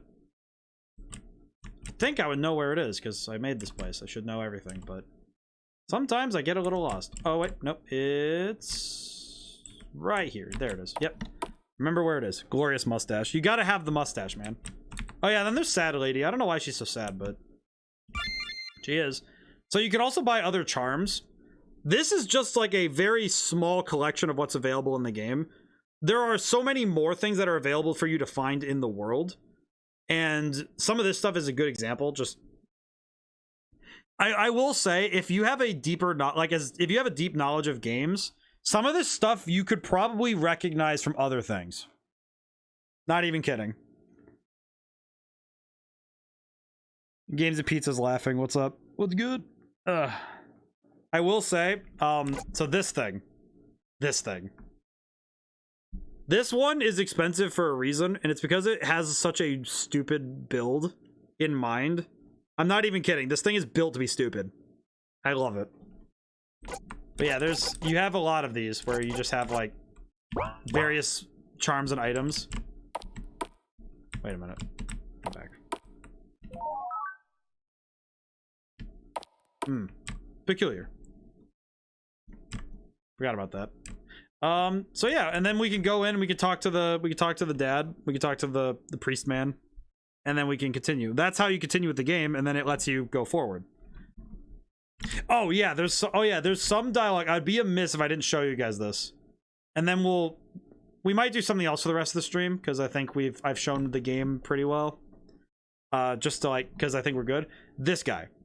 So you can't go to certain paths through the game until you beat certain areas. So good example, you can't go north or west, I think.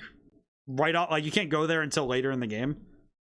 Because there is a certain amount of sequencing you have to do to go through. This guy though, road's closed, miss. Can I ask why? You can.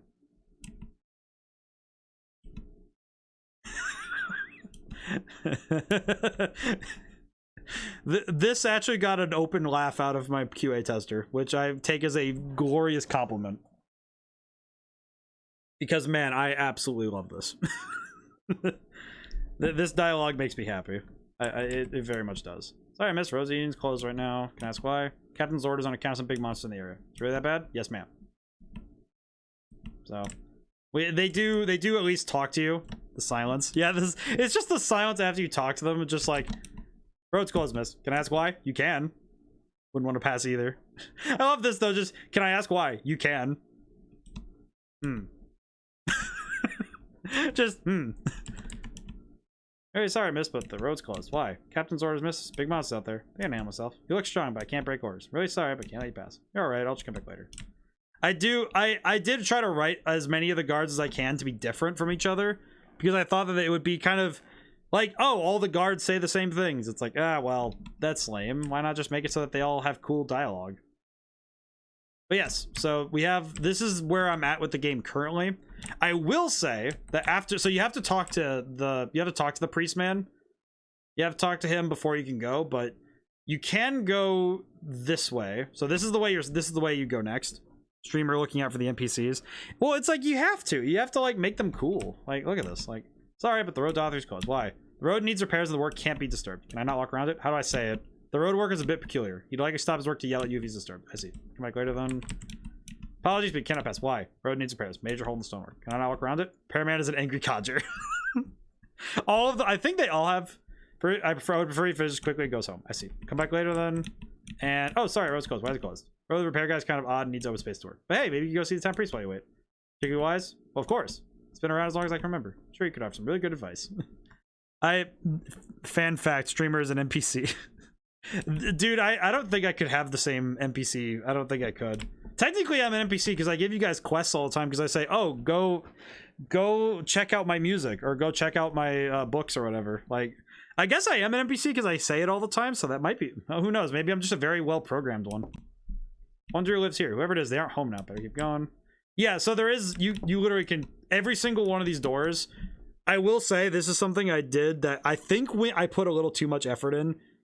You can't... Every single door does have different dialogue. Like, some of it is just a little bit of, oh, they're not home, don't need to be here right now. But all of them have different dialogue.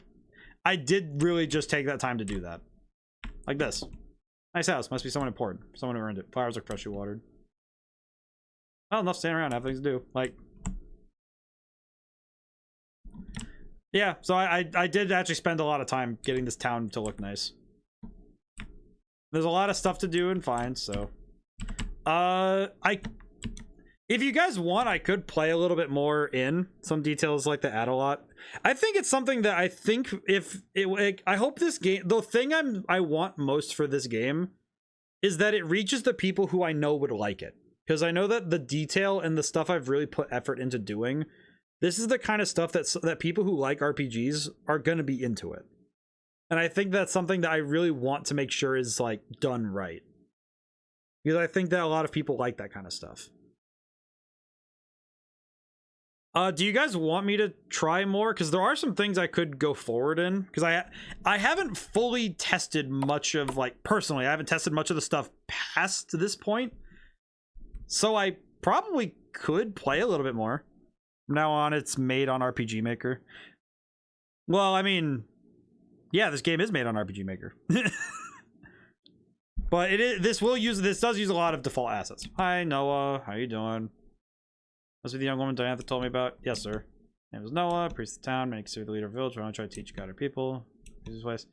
Not sure I got here, but I'm looking for a Genie. Do you know anything about it? Yes. I see. It's been a long time since he's come here. Many have come before you. Either gave up their ambitions and settled in one of the towns here, or perished in their pursuit. Tell you what you need if you truly believe in your ambitions. Ambitious, sir, have no wish for money or power. Need to set things right no matter what. I see you're no deceiver, age of chaos. I like this dialogue. In the future, it'll be made on... Dude, if someone made a 3D remake of this game, I would actually, like, brick. I'd probably lose it. Crypt on the north side. Small marble building. Core legend. Hold through a genie. Yep. If I saw somebody make a 3D version of this, I probably would, like, brick. You need the 4 keystones of Cornui. These are held by tradition by the lords of our land. These are 4 greater villages. Ours called Cornui. East is Authry. West is Enon. And north is Non. And... It's non-road vacuous, and you convince these lords to lend their keystones to you. You talk to them, where should I start? Only the road east is sort of safe and travel. Go to the request on the Simone. He's always been ambient man. I'm sorry. Can you make it on 3D? If I took long enough, I could. I just don't know if it'd be my first thing to do, because I feel like this game, in the form it is right now, is going to be a complete package. So I don't know if I would be in a rush to remake this game, you know?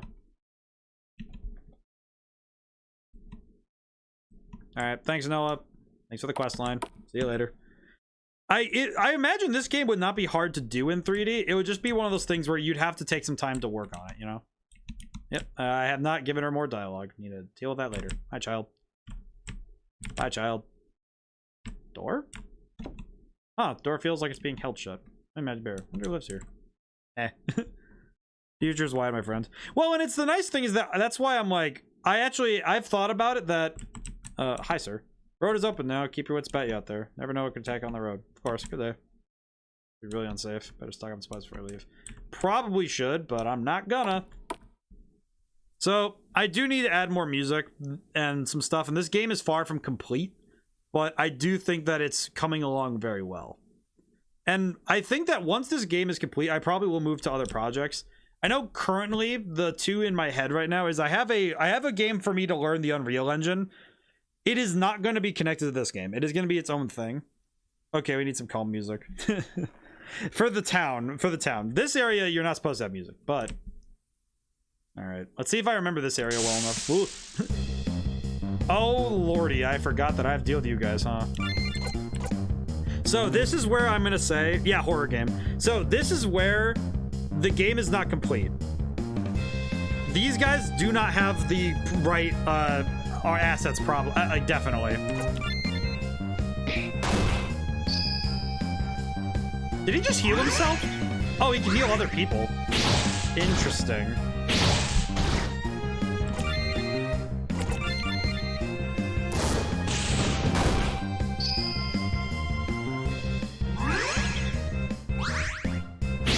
My god, he's... Alright, I need to adjust that later.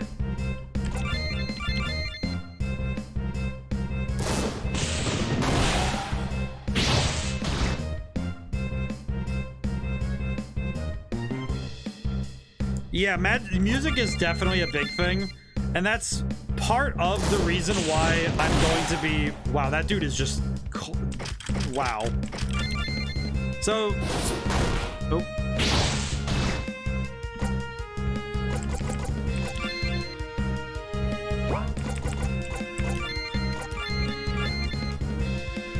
In the MC, gonna have companions who's moving along. So I will say that the main character will be moving alone for the most part of the game. This is actually something that... Okay, so I cannot say more other than for the most part, the player will be alone. I need a bat. Oh no. Let me out. Uh-oh.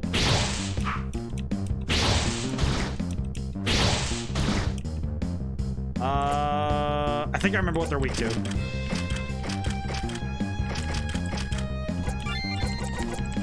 Sacred Bolt.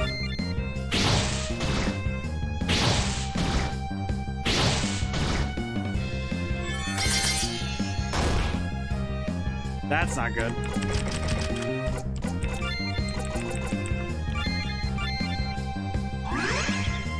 So for the most part, the main character will be alone, which is also why I added a lot of magic and abilities that allow you to attack by yourself. I don't remember what's good against these guys.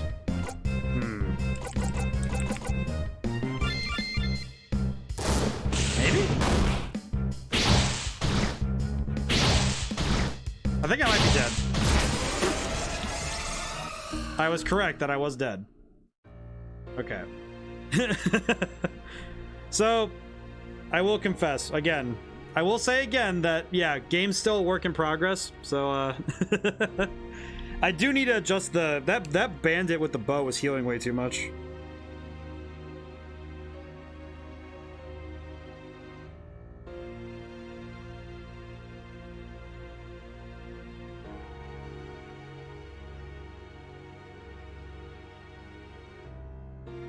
Do need to adjust the stats a little bit. That is something I do need to do though, because that is something that I should remember. Cuphead developer once again.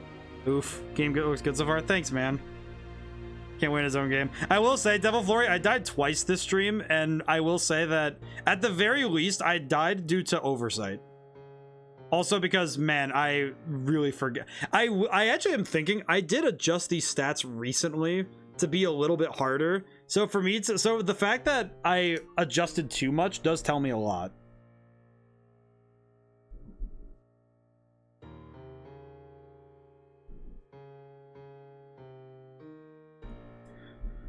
Oh man, okay. So do we want to see the beginning of the game again, or would you guys prefer that we play something else? That's how you learn.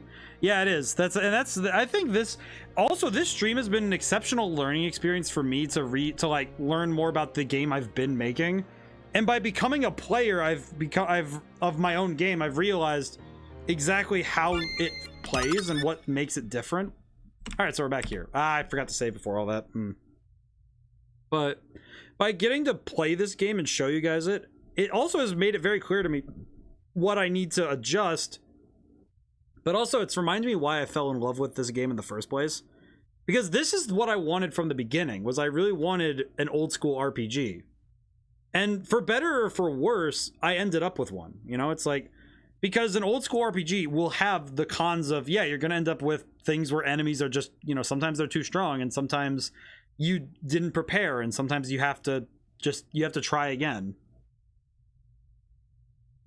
Now you got to make one thing clear. Oh yeah?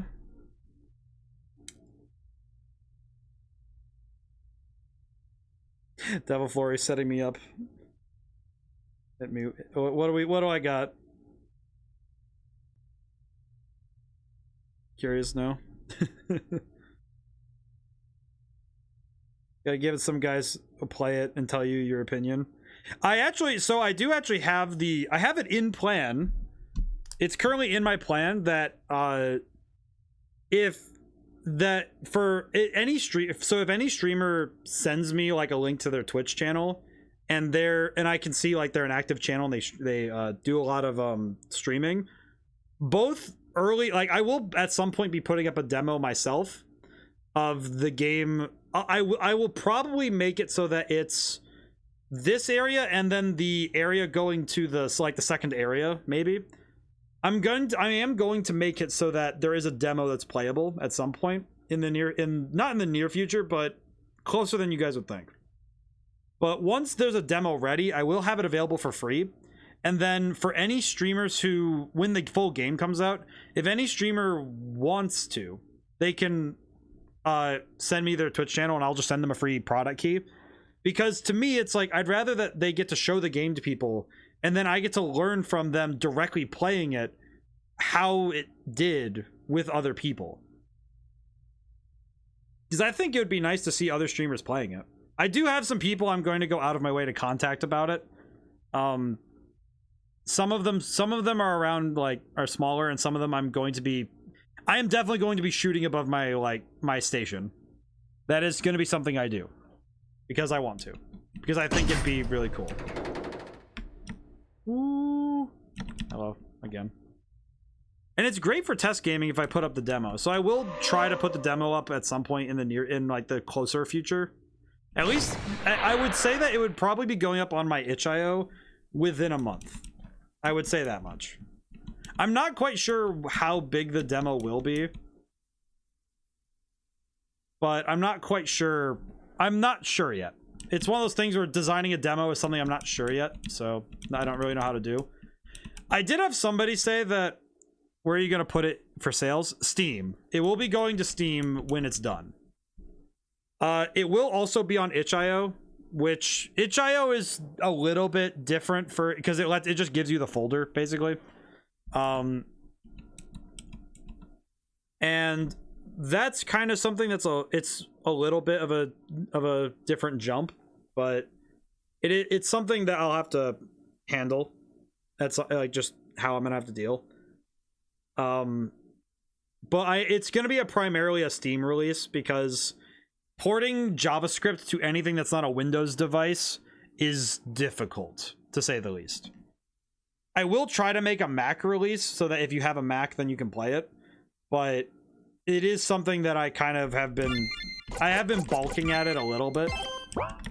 And some of that's just because I'm like, I have to handle that. Shall we? Sure.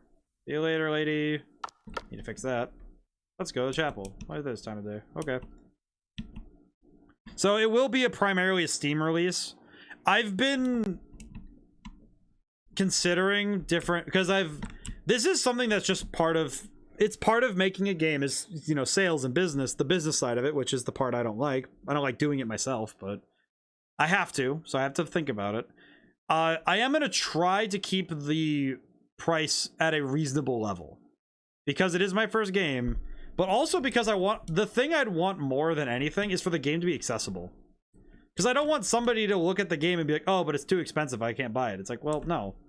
It should be of a reasonable price so that everyone can buy it. Because to me, it's like, oh, if I make a good enough game and it's priced low enough, it'll make up for anything by, it'll sell on its merit, not on its price tag, Like, oh, it's a $30 RPG Maker game. Well, how does that work? It's like, no, that's not cool. I don't like that. I'm not into that. It's easier to put a game on Steam now than it ever has been, because they now do it through the Steam Partner Program, which is different. I don't know if it's better or worse, but it does allow people to put the games on Steam relatively easy. It is much easier than it used to be back when Greenlight was still a thing.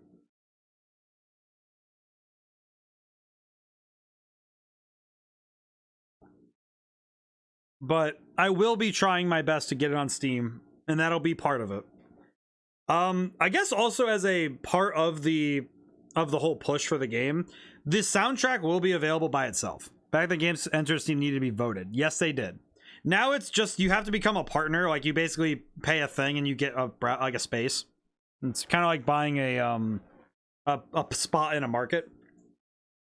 But with Steam, I also want to put the soundtrack up because I know people really like listening to soundtracks. And it's going to be available in a few places because I know the Steam Marketplace lets you do that. Like you can put it as DLC. And then there's also, I'm also going to have it on my Bandcamp. So it's going to be everywhere. It's also going to be on Spotify and other places. Buying a parking space, basically. All right. So I'm going to try that again. But this time I'm going to be a little bit smarter. I have an idea. I'm gonna try this one more time just because I want to see if I can actually, you know, make it through this part of the game. I feel like that was also just, I didn't buy any armor. I just bought weapons. So I do like this dialogue though. But doing stuff with Steam has gotten easier, but that also has meant that the Steam Marketplace is pretty full. Now, sir, yes? What's good? Let's go to Devil Flurry. All right, let's see. Go down. Whee. Oh, oops. Oh. All right. I'm gonna go buy armor too, because man, we definitely need armor. Need good armor. Ooh. Open a Discord server, post your progress for the game. I will set it up. I will set it up. That will be something I set up soon. Open a Discord. I will open a Discord. I will do that soon. It'll be on for the week. It'll be something I have to do later, but let's see. I can afford the iron armor. That one better? I think it's better. Let me equip. Adventurous garb. So slightly less magical defense, but really strong physical defense. It's pretty good. Took you like 5 minutes. I'll try to get onto it soon. Again, it's something I have to take some time and make the work for. So I'll get it set up soon. Don't worry. I will do it. Let's see. Oh right. Sell. I can sell the adventuring armor. I do know that the shop UI has to get changed a little bit because it's really goofy.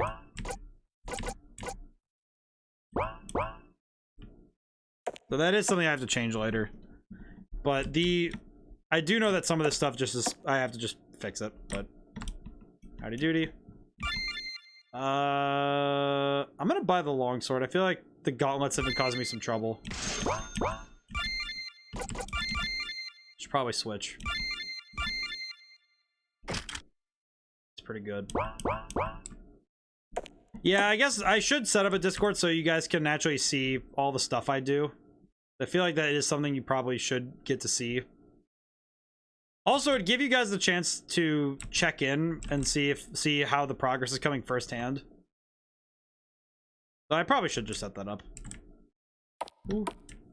There is also this I kind of forgot about. Bed. You can sleep for one night to recover. Would you like to stay? Yes. Did not write this music though. I need to write my own in music. I have an idea of how I'm gonna write it, but it's definitely not an easy thing to write because writing sleep music is weird. I am weirdly bad at writing slow music. I don't know why. I just am not very good at writing music that's slower. There's something back here. What? There's nothing back here. Yeah. Magic, spark. Try this. Oh. Man, okay, that was actually a lot better than I expected.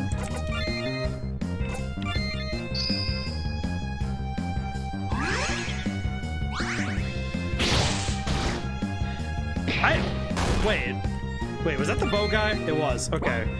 The fact that I gave archers the ability to heal is just like bizarre to me. I don't know why I did this to myself. Oh my goodness. Tremor?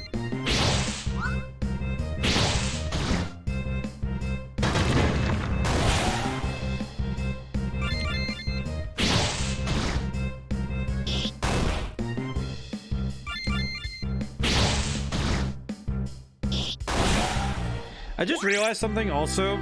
This is something I just noticed, and I only noticed it because I saw it.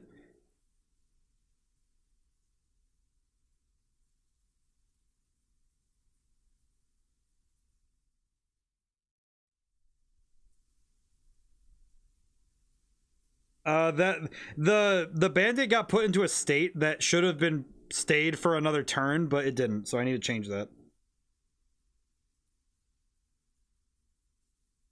That is something I messed up. That is what we call an oopsie.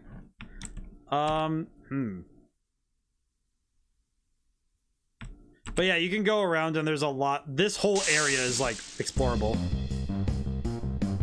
My god.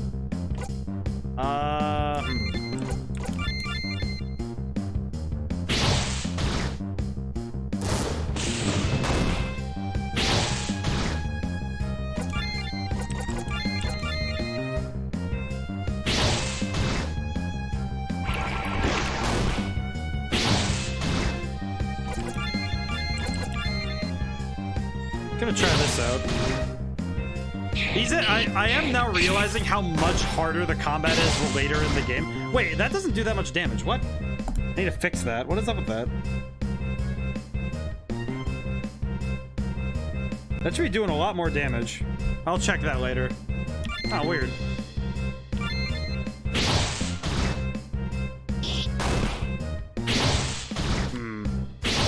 Might just be the enemy I chose too, though, because if I chose the wrong enemy to hit, then I absolutely could end up dealing a lot less damage.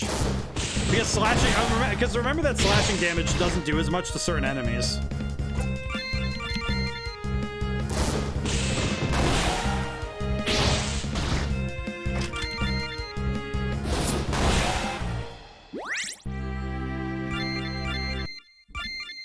Yeah, I am very quickly realizing how different this game is when you're playing it this way.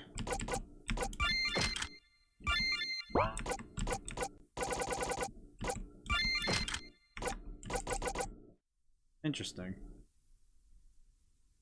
It has been interesting getting to see this game firsthand, though, like doing it this way, where I get to actually see it. So I think this is, as a game designer and as from like approaching as the person who's worked on this for so long, it's so weird to see this game from this perspective. Because I don't usually get to see it this way, you know, where I get to actually play it and sit down with it. It's such a it's a vastly different experience. Oh, hey, rock. Push away magic. Whoosh. How would I win? Sword? It's a broader sword, that's right. After sword, got weighted curved blade. Feels like something in the hands of a deadly warrior. Oh yeah, that's a good one. Yeah, it's immediately better than the one I just bought. Dang it.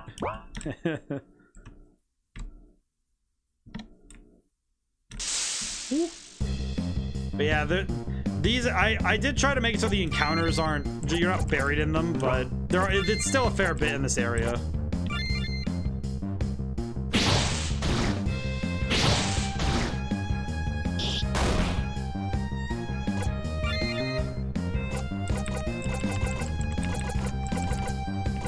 I haven't actually tried Dark Bolt. I am hoping that by the time the release comes out, I'm really hoping that I can show you guys a lot of cool stuff with this game, though.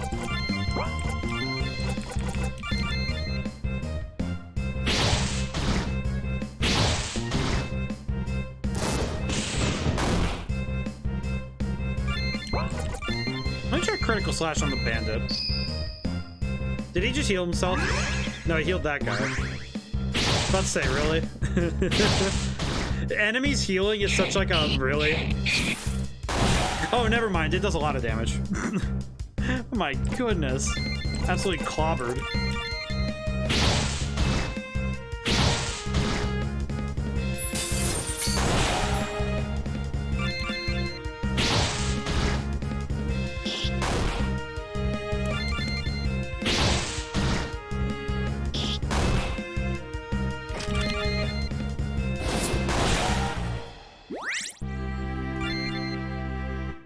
Ah, yes. I got the cool ability. So, there are some additional techniques in the game along with magic. So, along with magic, with the techniques, this is the first technique you get in the game that's not just like something. It's not just like a bizarre. It's not just like, oh, it's a sword technique. It's a basic sword technique. This one's like, it literally makes it so that you can use fire on your physical damage. So this is something that I'm gonna have to make a tutorial for to explain that if you use a technique like this, like Element Slash, you're basically doing a physical version of the damage type. So, because most spells, it's, you know, magic attack versus magic defense. But when you do magic, when you're putting an element on a physical attack, it's still a, you know, attack versus defense, like physically, but you change the element. So you actually can bypass elemental, you can bypass element weaknesses with a physical weapon. And there's a lot of those. Also, I just realized there's no decimal point. Dang it. Let's see. This way again? Ah, yes. Whoosh. Where is it? I want it. Yeah. Oh, hey, some bats. Well, can still get out of my way.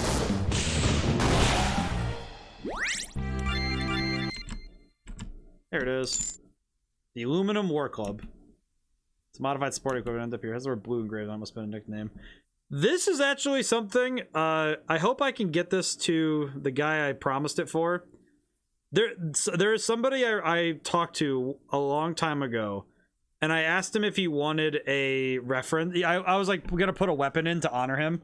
Not because he's gone or anything, just because like I just wanted to like I appreciated his feedback in games, and he wanted me to put in an aluminum, like basically a baseball bat. And I made a war club called the Aluminum War Club, and it has his name on it. So I hope one day it reaches around to him that I actually got around to doing it, because I fulfill promises. It's one of those things that I'm kind of very like, I am extremely neurotic about promising someone something. So if I promise somebody something, it's gonna happen, like one way or another. I don't break promises. I don't like that, and that's not how I work. So we have the Aluminum War Club now, which I think is better than the hammer. It is. So this is something that does come up now and then with the Aluminum War Club. Well, it starts with this. So as I said, with how stats work, how they start scaling with each other, and this is something I haven't fully explored the ramifications of yet, is that because weapons scale, so like this War Club, it scales your defense up by a ton. It is really good. However, the thing I kind of didn't recognize was that I also did it so that it scales if it lowers a stat, it scales it down by a lot. And that's something I might need to pull back on a little bit, only because of the fact that, yeah, when it lowers a stat, it lowers a stat. It can really, like, lower a stat. But I also think that's what makes these weapons so different, is that you end up with different playstyles that have different feels to them. And I personally think it could be good. I think it could be really fun, so I think it's something I might leave alone for now, but it's something it's still something I have to consider. Oh, that's right. So force damage does something weird where it's kind of like gravity in Kingdom Hearts, where most of the spells do specific things like this, where they deal proportional damage. Like this.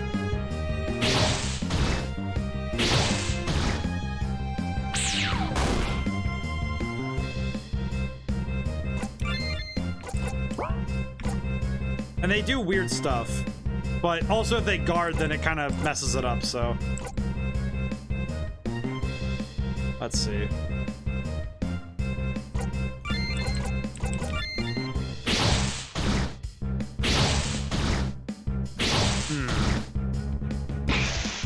It is really cool though for me to, it has also been interesting to approach this game from a new perspective, because now seeing what the game really is, I'm realizing how hard I made this freaking thing.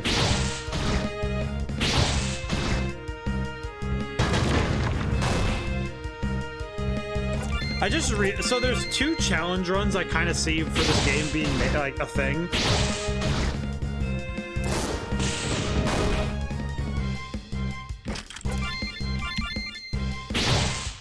Ow.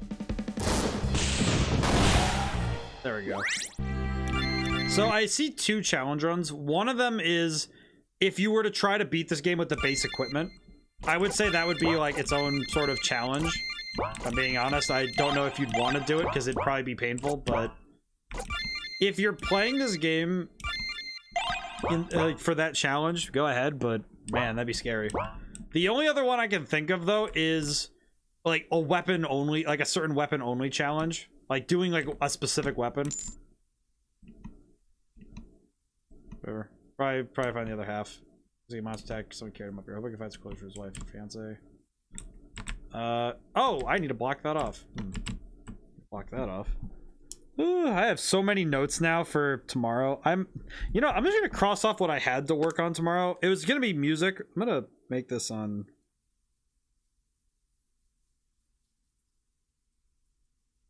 I'm gonna just make my list tomorrow for just fixing this up. Because I found some bugs and I found some other things I should fix. Actually, this is gonna be for the 20th.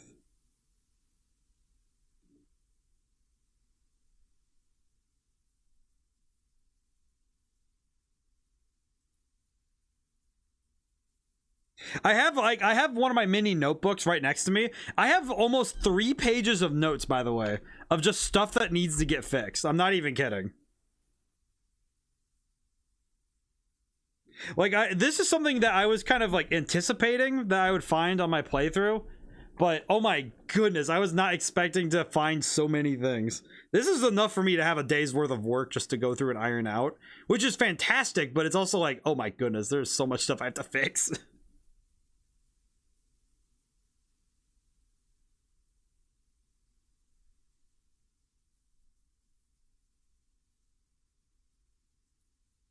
I feel like doing a stream like this once a month until this game comes out would probably be a good way for me to find these bugs. The only thing that would be kind of tough is I don't know if it makes sense to show the game every time I show you guys where it is again, but yeah, there's a lot of stuff I need to like adjust. Oh my goodness. Oh no. Wait, they're demons. That's not good. Ow.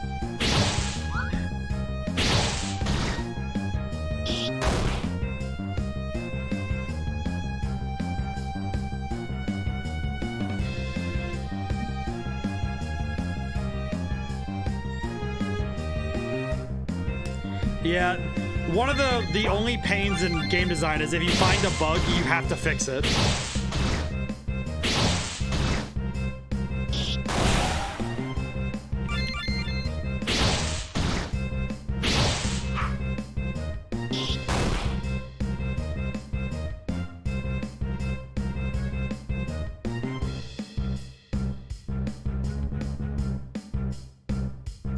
You checked a lot of stuff, apparently. It's the beauty of game design is that I imagine there's a lot of designers that are like me who are just thinking, man, I have to go through and find all these bugs and stuff, and how much can you go through and make and find all these things, you know?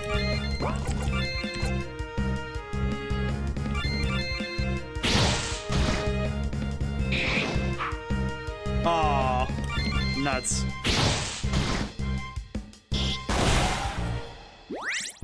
But yeah, this is it's a part of game design that I think is a little bit slept on, is how much testing goes into figuring out what works and what doesn't. And I think it's something that a lot of people like to ignore because they don't want to think about the fact that this game took a long time to get working. Oh, hi.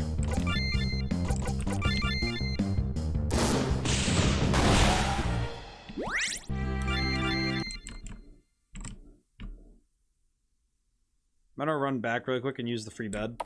Thank you.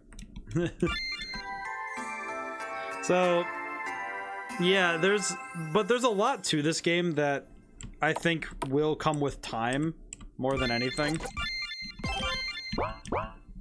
And it's something that speaks to me on, yeah, this is definitely a game that will be a product of the time that I wanted it to be from.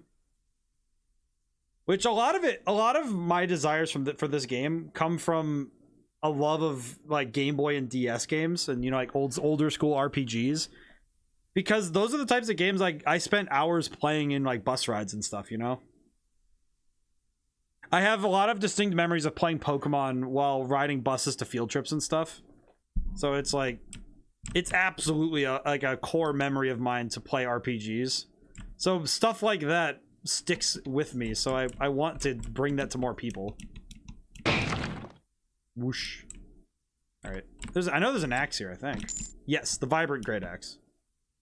Axe with brilliant edges. Child's paint job kind of makes it look even creepier. Still, feels like a good weapon. New axe. Look how good it is. Whoosh. Very good. All right. I think I'm gonna call it for now for playing my game. Oh hey, Dark Demon Arts. Hey, how's it going? Maybe I should wait. I will wait. How's it going? I'm still trying to hash out exactly how the naming works. I feel like I've had everybody. Damn, just catch you at the end of your game. Well, sort of. At this point I'm like, I'm not sure how much more to show, but I could go back through a little bit and do some more combat stuff because I couldn't show it off. It's pretty good. But how's it been? It's been a little bit. It's going good. How are you? I'm doing great. I was nervous as heck coming into this stream, mostly because, man, I wasn't sure if I was ready to show this off, but now having sat with you guys, like with the chat and getting to talk about the game, I feel really good about it,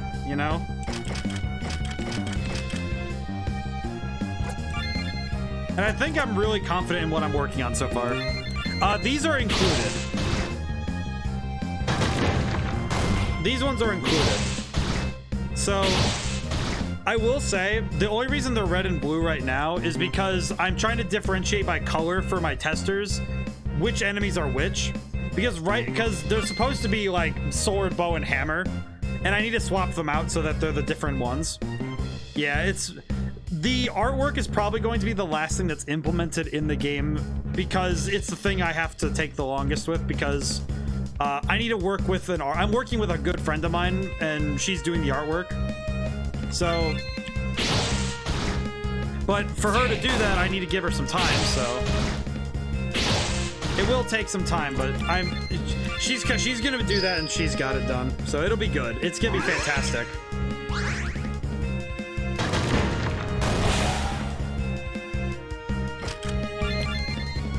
And a lot of the artwork is not final, but some of it will be. I will say that some of it is probably gonna stay. One of the key ones to me is I actually really like the main character designs, like because the main character can be either do all the programming, coding, and elements, and then fine tune it afterwards. Yeah, that's pretty much actually what I've done. Is I've been working on the game. You didn't get to see it because I think you're a little late on the stream. You were a little late to see the beginning, but you can rewind in the stream at any time and check out what has already been played. Thankfully, this VOD will go up on YouTube, so it'll be way easier to rewatch there. But a lot of the work I've done so far on the game has been building the world out and doing all the story writing and doing basically everything that isn't the artwork. And then what I'm going to do is work with my artist and fill in where everything with the art that needs to get replaced. And that's going to be, and the nice thing is a lot of it is just plug and play for the artwork. So it keeps it easy. So, and it lets me continue to work at the pace I'm accustomed. So it's actually been a pretty good arrangement. I'm also just running around these areas. I need to add some better ambience for these areas, but I don't know what quite to add yet. So might be something I have to make a whole soundscape for. But it is something that it's been the workflow I've been doing. So it's been pretty good though.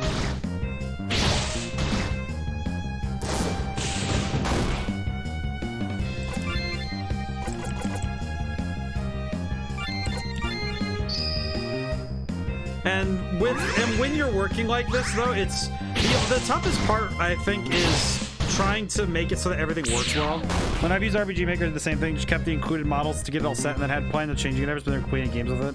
Honestly, I can see that this engine, though, like the tough thing is and this is the hardest part to me of game design that I think is definitely something that other people have run into, like for sure, is that I think a lot of people run into like there's so much in making an RPG of this type, and it's very easy to go out of scale.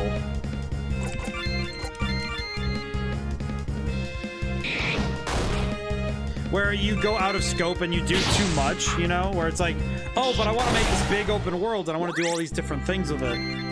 And it's very easy to go out of range, you know.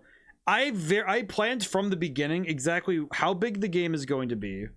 Like, you know, there's some wiggle room for some things, but for the most part, the game has been figured out, and I know how big it's going to be and how many areas there are. And the major complication really comes down to just putting it all together, you know, because there's just so much that has to get done to make that happen. I should probably add some item drops here, but there have been some items that I just haven't been able to add for some reason, or like maybe they're just not working properly, but I'll have to check them. Let's see.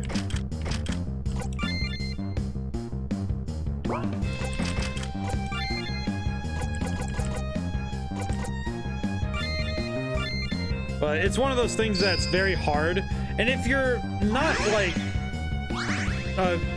I guess if you're not planning in for that particular like part of it, because if you're not planning to do all that stuff, it's just so hard to plan from above, you know, like while you're doing it. It's really easy to plan from the beginning what you're going to do and then make the plan. It's very hard to start something and then plan afterwards, you know, like that's pretty hard to do.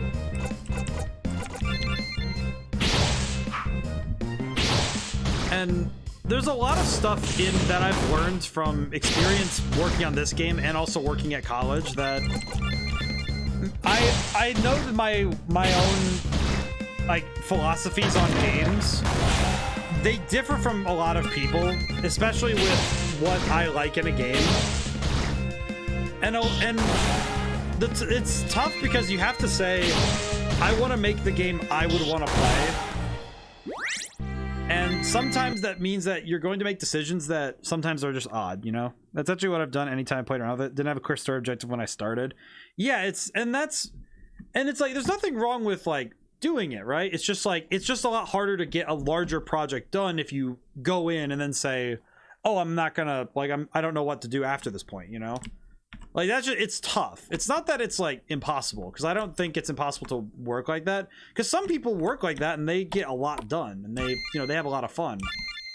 But I do think that there's a greater merit in my mind that planning is, if you're going to do, the larger a project, the more planning you have to do ahead of time. And that's the part that's really like, just, it's sad to listen to, because you're like, oh, I have to plan all this. But, and it's, I'm grateful for the fact that I'm a neurotic planner. Like, I plan to like a fault, basically. And sometimes that it works in my favor, because I even plan for my own shortcomings. Basically, I know myself well enough that, oh, I'm going to probably, you know, I'm probably going to slack a little bit during this, you know, this month. And there's going to be some days where I'm just not going to get stuff done. So I made my schedule based on the fact that I know myself well enough that I will have to account for such things. Which sounds really weird, but it's also like, that's just the person I am, is I plan for those kind of eventualities. Woo. Hello. But it's also something that it's worked well for me in these projects, but it's something that it definitely makes me, I do know, like, in my personal life, it has made some people a little upset with me, because I am very difficult to deal with when I'm trying to plan, you know? It's like, oh, I have to plan things, and it's like, I need to know the plan, and it's like, but that's what makes it easier for me to do these kind of games, because I'm able to work on planning all this out.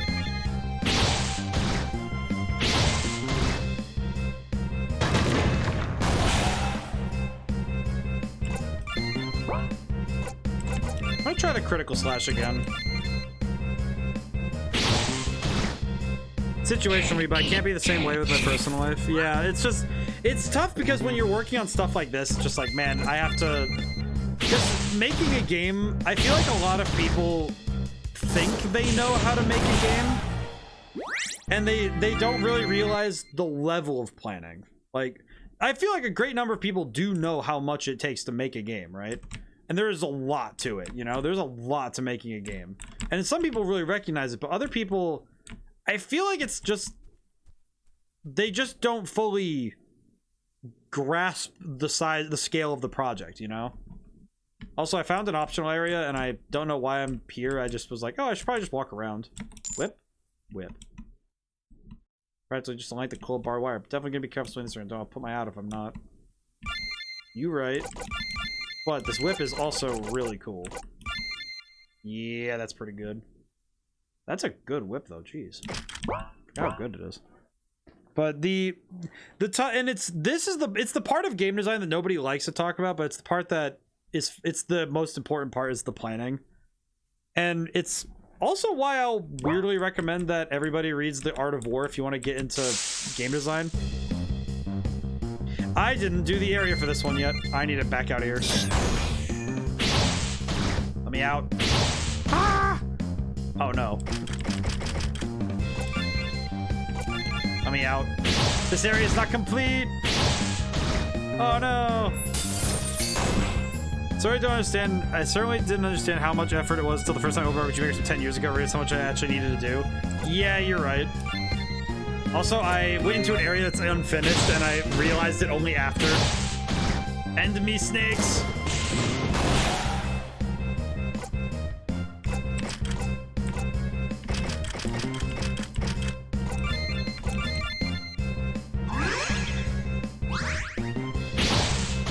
I forgot the snakes can poison me.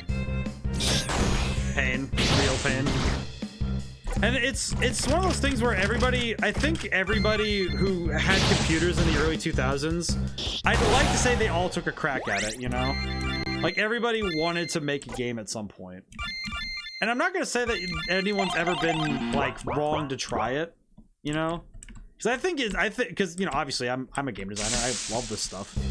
I do need to get out of here, though, because I do not want to I do not want to look at my failure. I don't want to look at the fact that I messed up doing this part. It's not even a mess up, I just didn't fill this area in yet, which is unfortunate. But I think with video games being so prevalent in everybody's lives now, I feel like it's very hard for us to not think like, oh, we could all do the video game stuff, you know?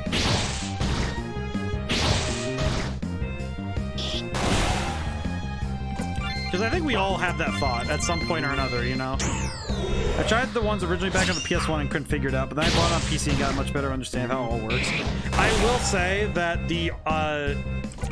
I will confess that the RPG makers on consoles are very stripped back. Which is mostly because of the fact that you can't use plugins on console, which I think works to its detriment for being usable for other things. Oh, I got a fighter's headband. Picked up some chi. Very good. Don't run away with that. Wait, no, not this way. Oof. Back! Oh, hey, skeletons. What are you doing here? Alright, well, it's time to die.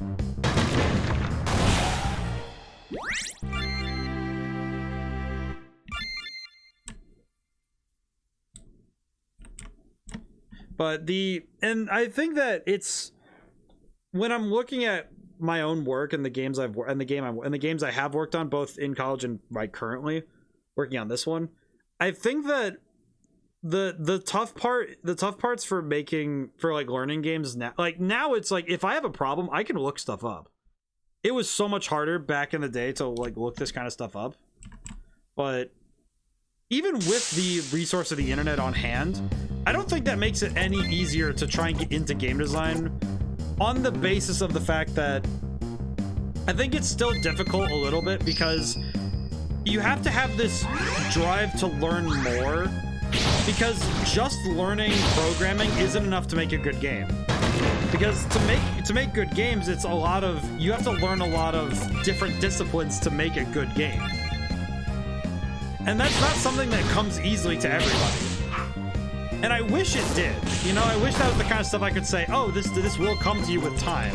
But it just won't. Sometimes it's like, you'll try to make a game and it just, maybe it won't work out, you know?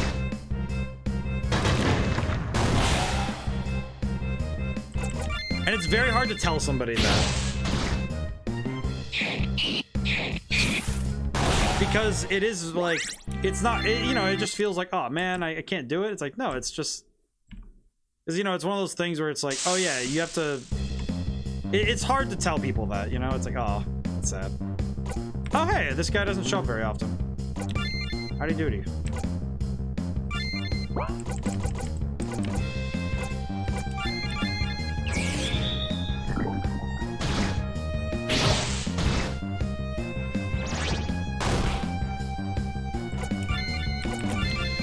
So it's the prospects of making games, and this is coming from a guy who wants to make his life doing it. It can be really hard to get into. But I think with, you know, if you're able to find the good resource, if you're able to find great resources to work with, I think it's a lot easier now to do so. But it's not like, got dropped. I forgot how strong those guys are. That's a big one. So that's 3. That is 3. I think I can reasonably say I should probably call it. that one's a little rough. That one's a tough one. That's a tough one to come back from. Oh man, it's been really cool to be able to show you guys this though. I will say I was extremely nervous coming into this because this is still, you know, it's still my baby. Didn't see much, but it looks good so far. I will recommend Dark Demon Arts. If you are interested in seeing it, the VOD will be up probably tomorrow afternoon by at the latest. But I do put the VODs up of all my streams so that if I need to reference them myself, I can look at them, and also obviously so everybody can watch them after the fact. Because it is, if you want to see more, and that's on I have the link for it on my about section, and there's a YouTube channel that's hooked up. I did play most of the beginning there. The beginning has some of I got to show some of what the game's tutorials looked like, and also what it does do. Does Twitch not auto record and hold your vids for 30 days? It does hold my videos, and it will be on Twitch later. I just also put them on YouTube just so they're available, because, you know, I want to make sure that everyone has the chance to see them whenever. It also has been kind of nice because I went back and watched some of my old streams. I will say I went back and watched my first series, which was playing Shin Megami Tensei 5 on Twitch. Oh man, that was a lot of me talking to myself, and it was very interesting to see me, just seeing me in that headspace and being so different. Oh man, I've definitely come a long way, you know. Like I've come a long way, and from January to now. That feeling, yeah, it's different. Also, yeah, this music, I feel like in a few months, every time I hear it, I'm probably gonna be super emotional. Because this music I'm gonna be working with a lot. Let's see, like, oh man.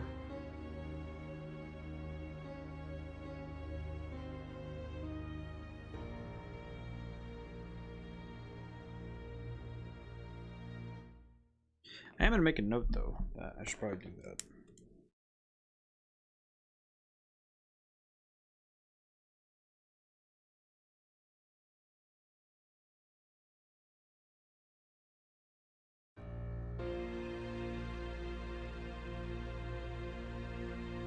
So, I might. Are you done streaming for the night, or moving on to something else now? I think I'm gonna go do. I think I'm gonna call it for now. I usually don't end early. I do want to go to 11, but I'm not sure what to do yet. You know what? I do have my Switch set up, so I could probably play a little bit of something.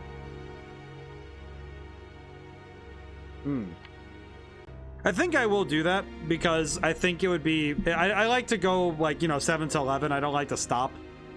So, what I will do is swap. Okay. Now we'll turn that off for now. I'm going to really quickly change up my stream. Let's see, I'll swap the... I think I know what I'm going to play, because I'm going to do something just kind of quick. Oop, need to turn this TV on. I prepared in advance in case I wanted to play something. Yeah.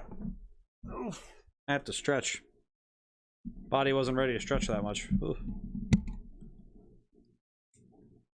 And I switched scenes, so hopefully it still works. Maybe. Let me adjust really quick.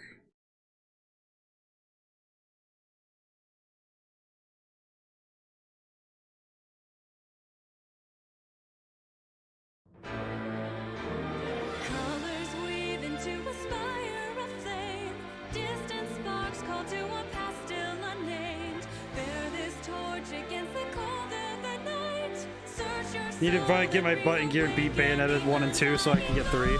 I need to do the same thing. I know that feeling. I know that feeling very well. That is exactly how I feel right now. Is I have to absolutely get on that. So I'm gonna play a little bit of Smash Brothers myself, just because why not?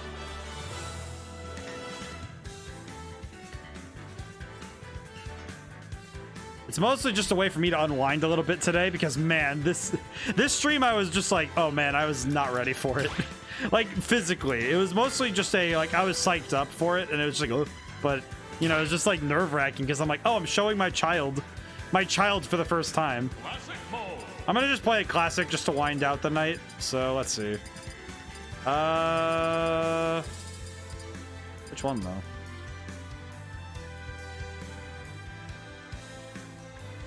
Simon. Don't think I have either on the Switch though. Have them on the Wii and Wii U, but sadly never finished. I actually have mine on my Xbox. I have Bayonetta 1 on the Xbox. I should probably play it there. Let's take a crack at it.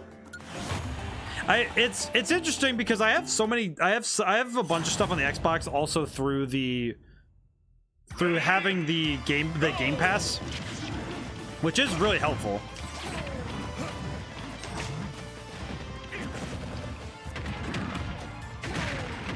Ow. Yeah, I definitely need to play 1 because I know my brother finished it and he really liked it. Ow.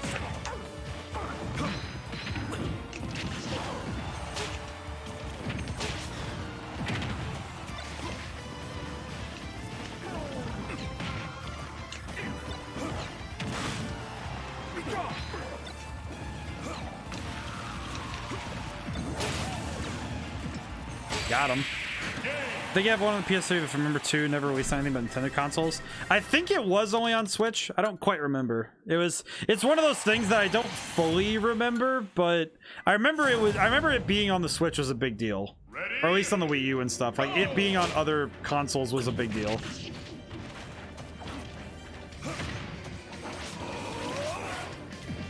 Also, I feel like a lot of my music just natively, like a lot of the music I've written so far in my career, a lot of it has ended up sounding like video game music, even the stuff that's not for video games. But I feel like that's something that I just won't ever avoid because I really like video game music. Like Out of Time is so good. It's actually something that on the music I've already published, a lot of it sounds like video game music, but without the video game. It's actually how I describe it. But it's kind of like it's what I really like though. I really like video game music because they don't follow the same conventional rules as, you know, normal compositions, you know? And I think that's just really fun to me.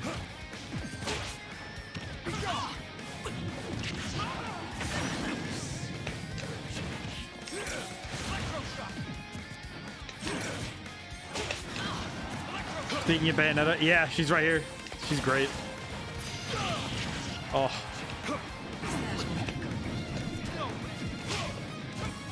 Ow. Why, it's a beast ball. Do not dare take my ball. Dang it. Child.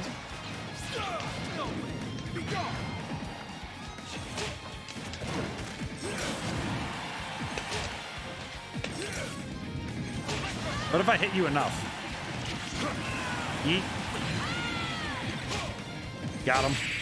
Remember when people were so salty when Simon and Victor announced? I didn't even know all these Castlevania mixes in my life. Oh yeah. Not gonna lie, when I saw these guys in the game, I didn't care at all. I was super hyped for these guys. But that's because every character that got added to Smash Brothers, I was just like, oh my god, what? This is so cool. I didn't know I needed this. Like, I never got salty about a character. It was just, I was just like, oh, this is a new character. How are they gonna play though? And I just always trusted that it was gonna be good, you know? Ready? Go! Which sometimes a little naive of me, but I also was just starting college when this came out, so I actually got to go to the midnight release for this game. It was so good. And that same night they announced Joker as the first DLC, and everybody nearby lost their collective mind. Ow.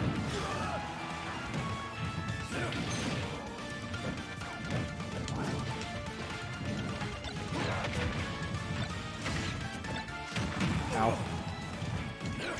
Oh! Oh.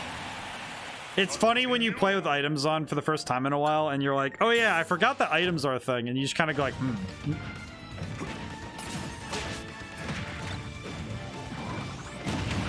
You kind of just forget how items work sometimes.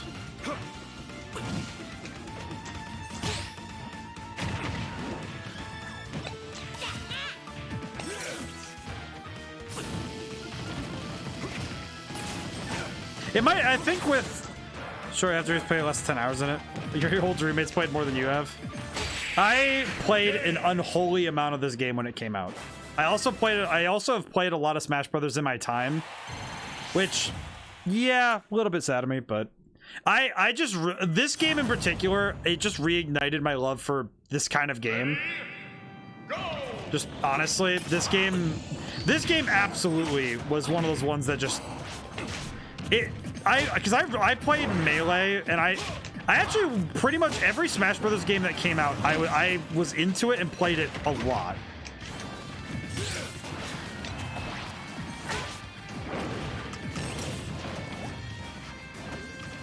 And that's mostly because of the fact that when I was growing up, I remember just, it was because of it was like Deadliest Warrior, which also was something I really liked.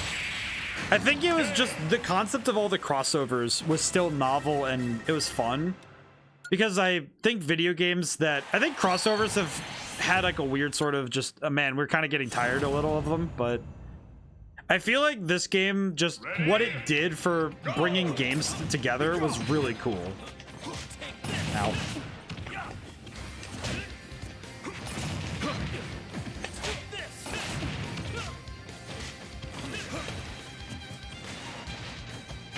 I will say also, I feel like the fact that Castlevania's got a major resurgence recently is just so good. I will say that the Netflix series is probably one of the few shows I can actually watch. I actually really like Smash Bros, but available time and such just didn't allow a lot for games, so I bought it multiplayer with the old roommates. Well, it's tough. It's especially tough if you're playing with people who play the game a lot.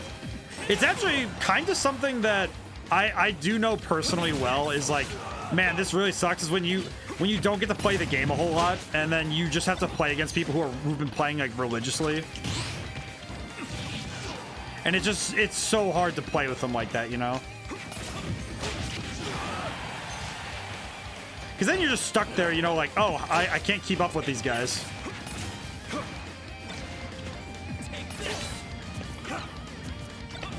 I will keep throwing random nonsense. Go! Oh.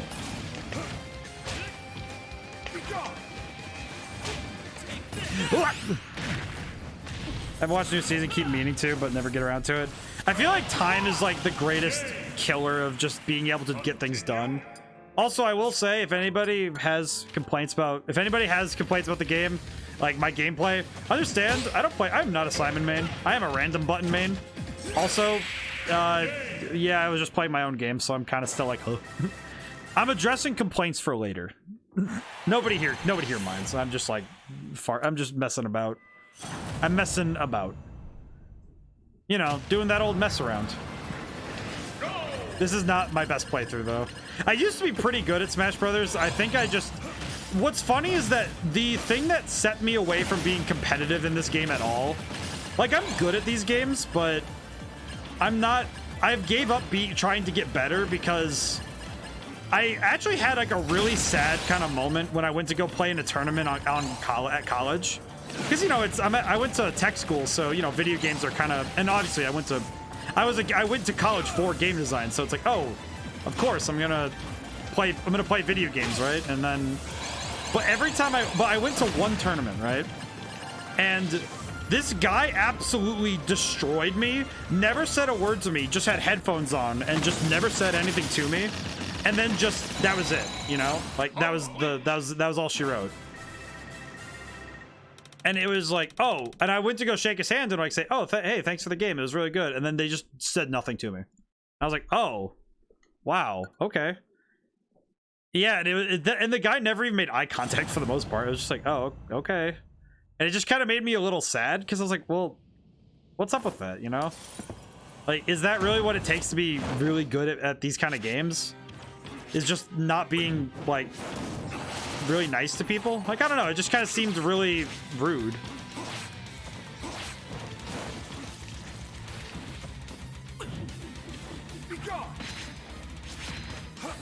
Ow. I will say, this year for Halloween, I might be playing the Castlevania games, because I do have the Anniversary Collection. And I might just do, like, as many of them as I can on my Sundays. Just because it'd be fun, you know, something different.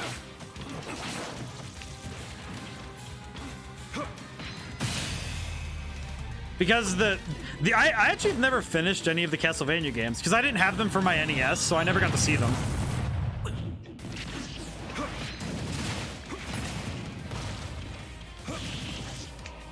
Ow. Ow. Woo. Actually, my brother's actually weirdly good with Simon, but I think that's because he really likes playing long-range play when it comes to games. Ow. Hi. I will say I'm trying my best to be good at these games. I will apologize. This is what I get for not playing Smash Brothers at all. Like, I played it once in the last, I think, 2 months because I joined there was another streamer playing it, and I went and joined their stuff, and I got very lucky with the random button.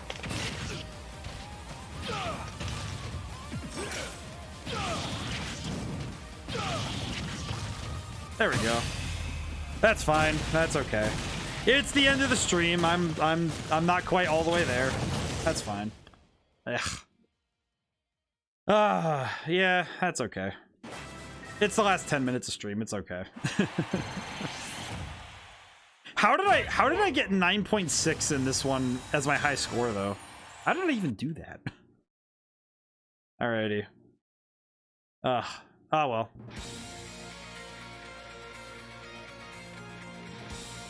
We'll skip this because, well, why not?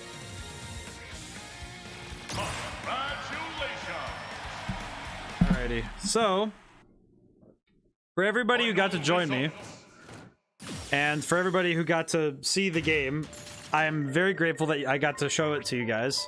I will confess, I'm like still kind of settling with the fact that I got to show it off. So, thank you so much for everyone who got to come by, and for everybody who's here. And I'm hoping that I'll get to have more to show soon. And man, I'm now that it's done, I'm like, I feel really confident that things are moving well towards it being, you know, things are going well. So, all right. So, until next time, and don't worry, Dark Demon Arts. It's, you know, it's. I was kind of considering just running the demo twice, but you know, that's okay. So, you know, it's like, dude, you come to stream when you can come to stream. There's no, like, you know, it's There's no time. There's no time limit. Thankfully, these things have rewind buttons. That's kind of the nice thing, is that this internet future, it's like catching it live is one thing, and thankfully you can have your own unique experience with it. So, hopefully though, I hope that you could join the conversation. We had some interesting moments earlier. I died like 3 times in my own game. It did give me some great information to work with for tomorrow though. So I have some stuff I need to work on. I haven't kept my PC off most of the days when it's the hottest. Oh yeah, no. Going into August, I imagine a lot of people are gonna be in the same place, so good time to throw a PSA to stay cool and stay hydrated. So how about anybody who sees this, make sure they thank Dark Demon Arts for making sure that they stay good, stay healthy and hydrated. And the game will come together. But yeah, it will, Dark Demon Arts. It will come together. And I'm pretty sure it will be. It'll take time, but when it's done, I'm very proud of the work I've already done, and I'm gonna be just even more proud of it. Alrighty. So I'm gonna go. But thank you guys so much for coming by. And I'll see you all next time when I probably play Skies of Arcadia. So thank you. And goodbye for now.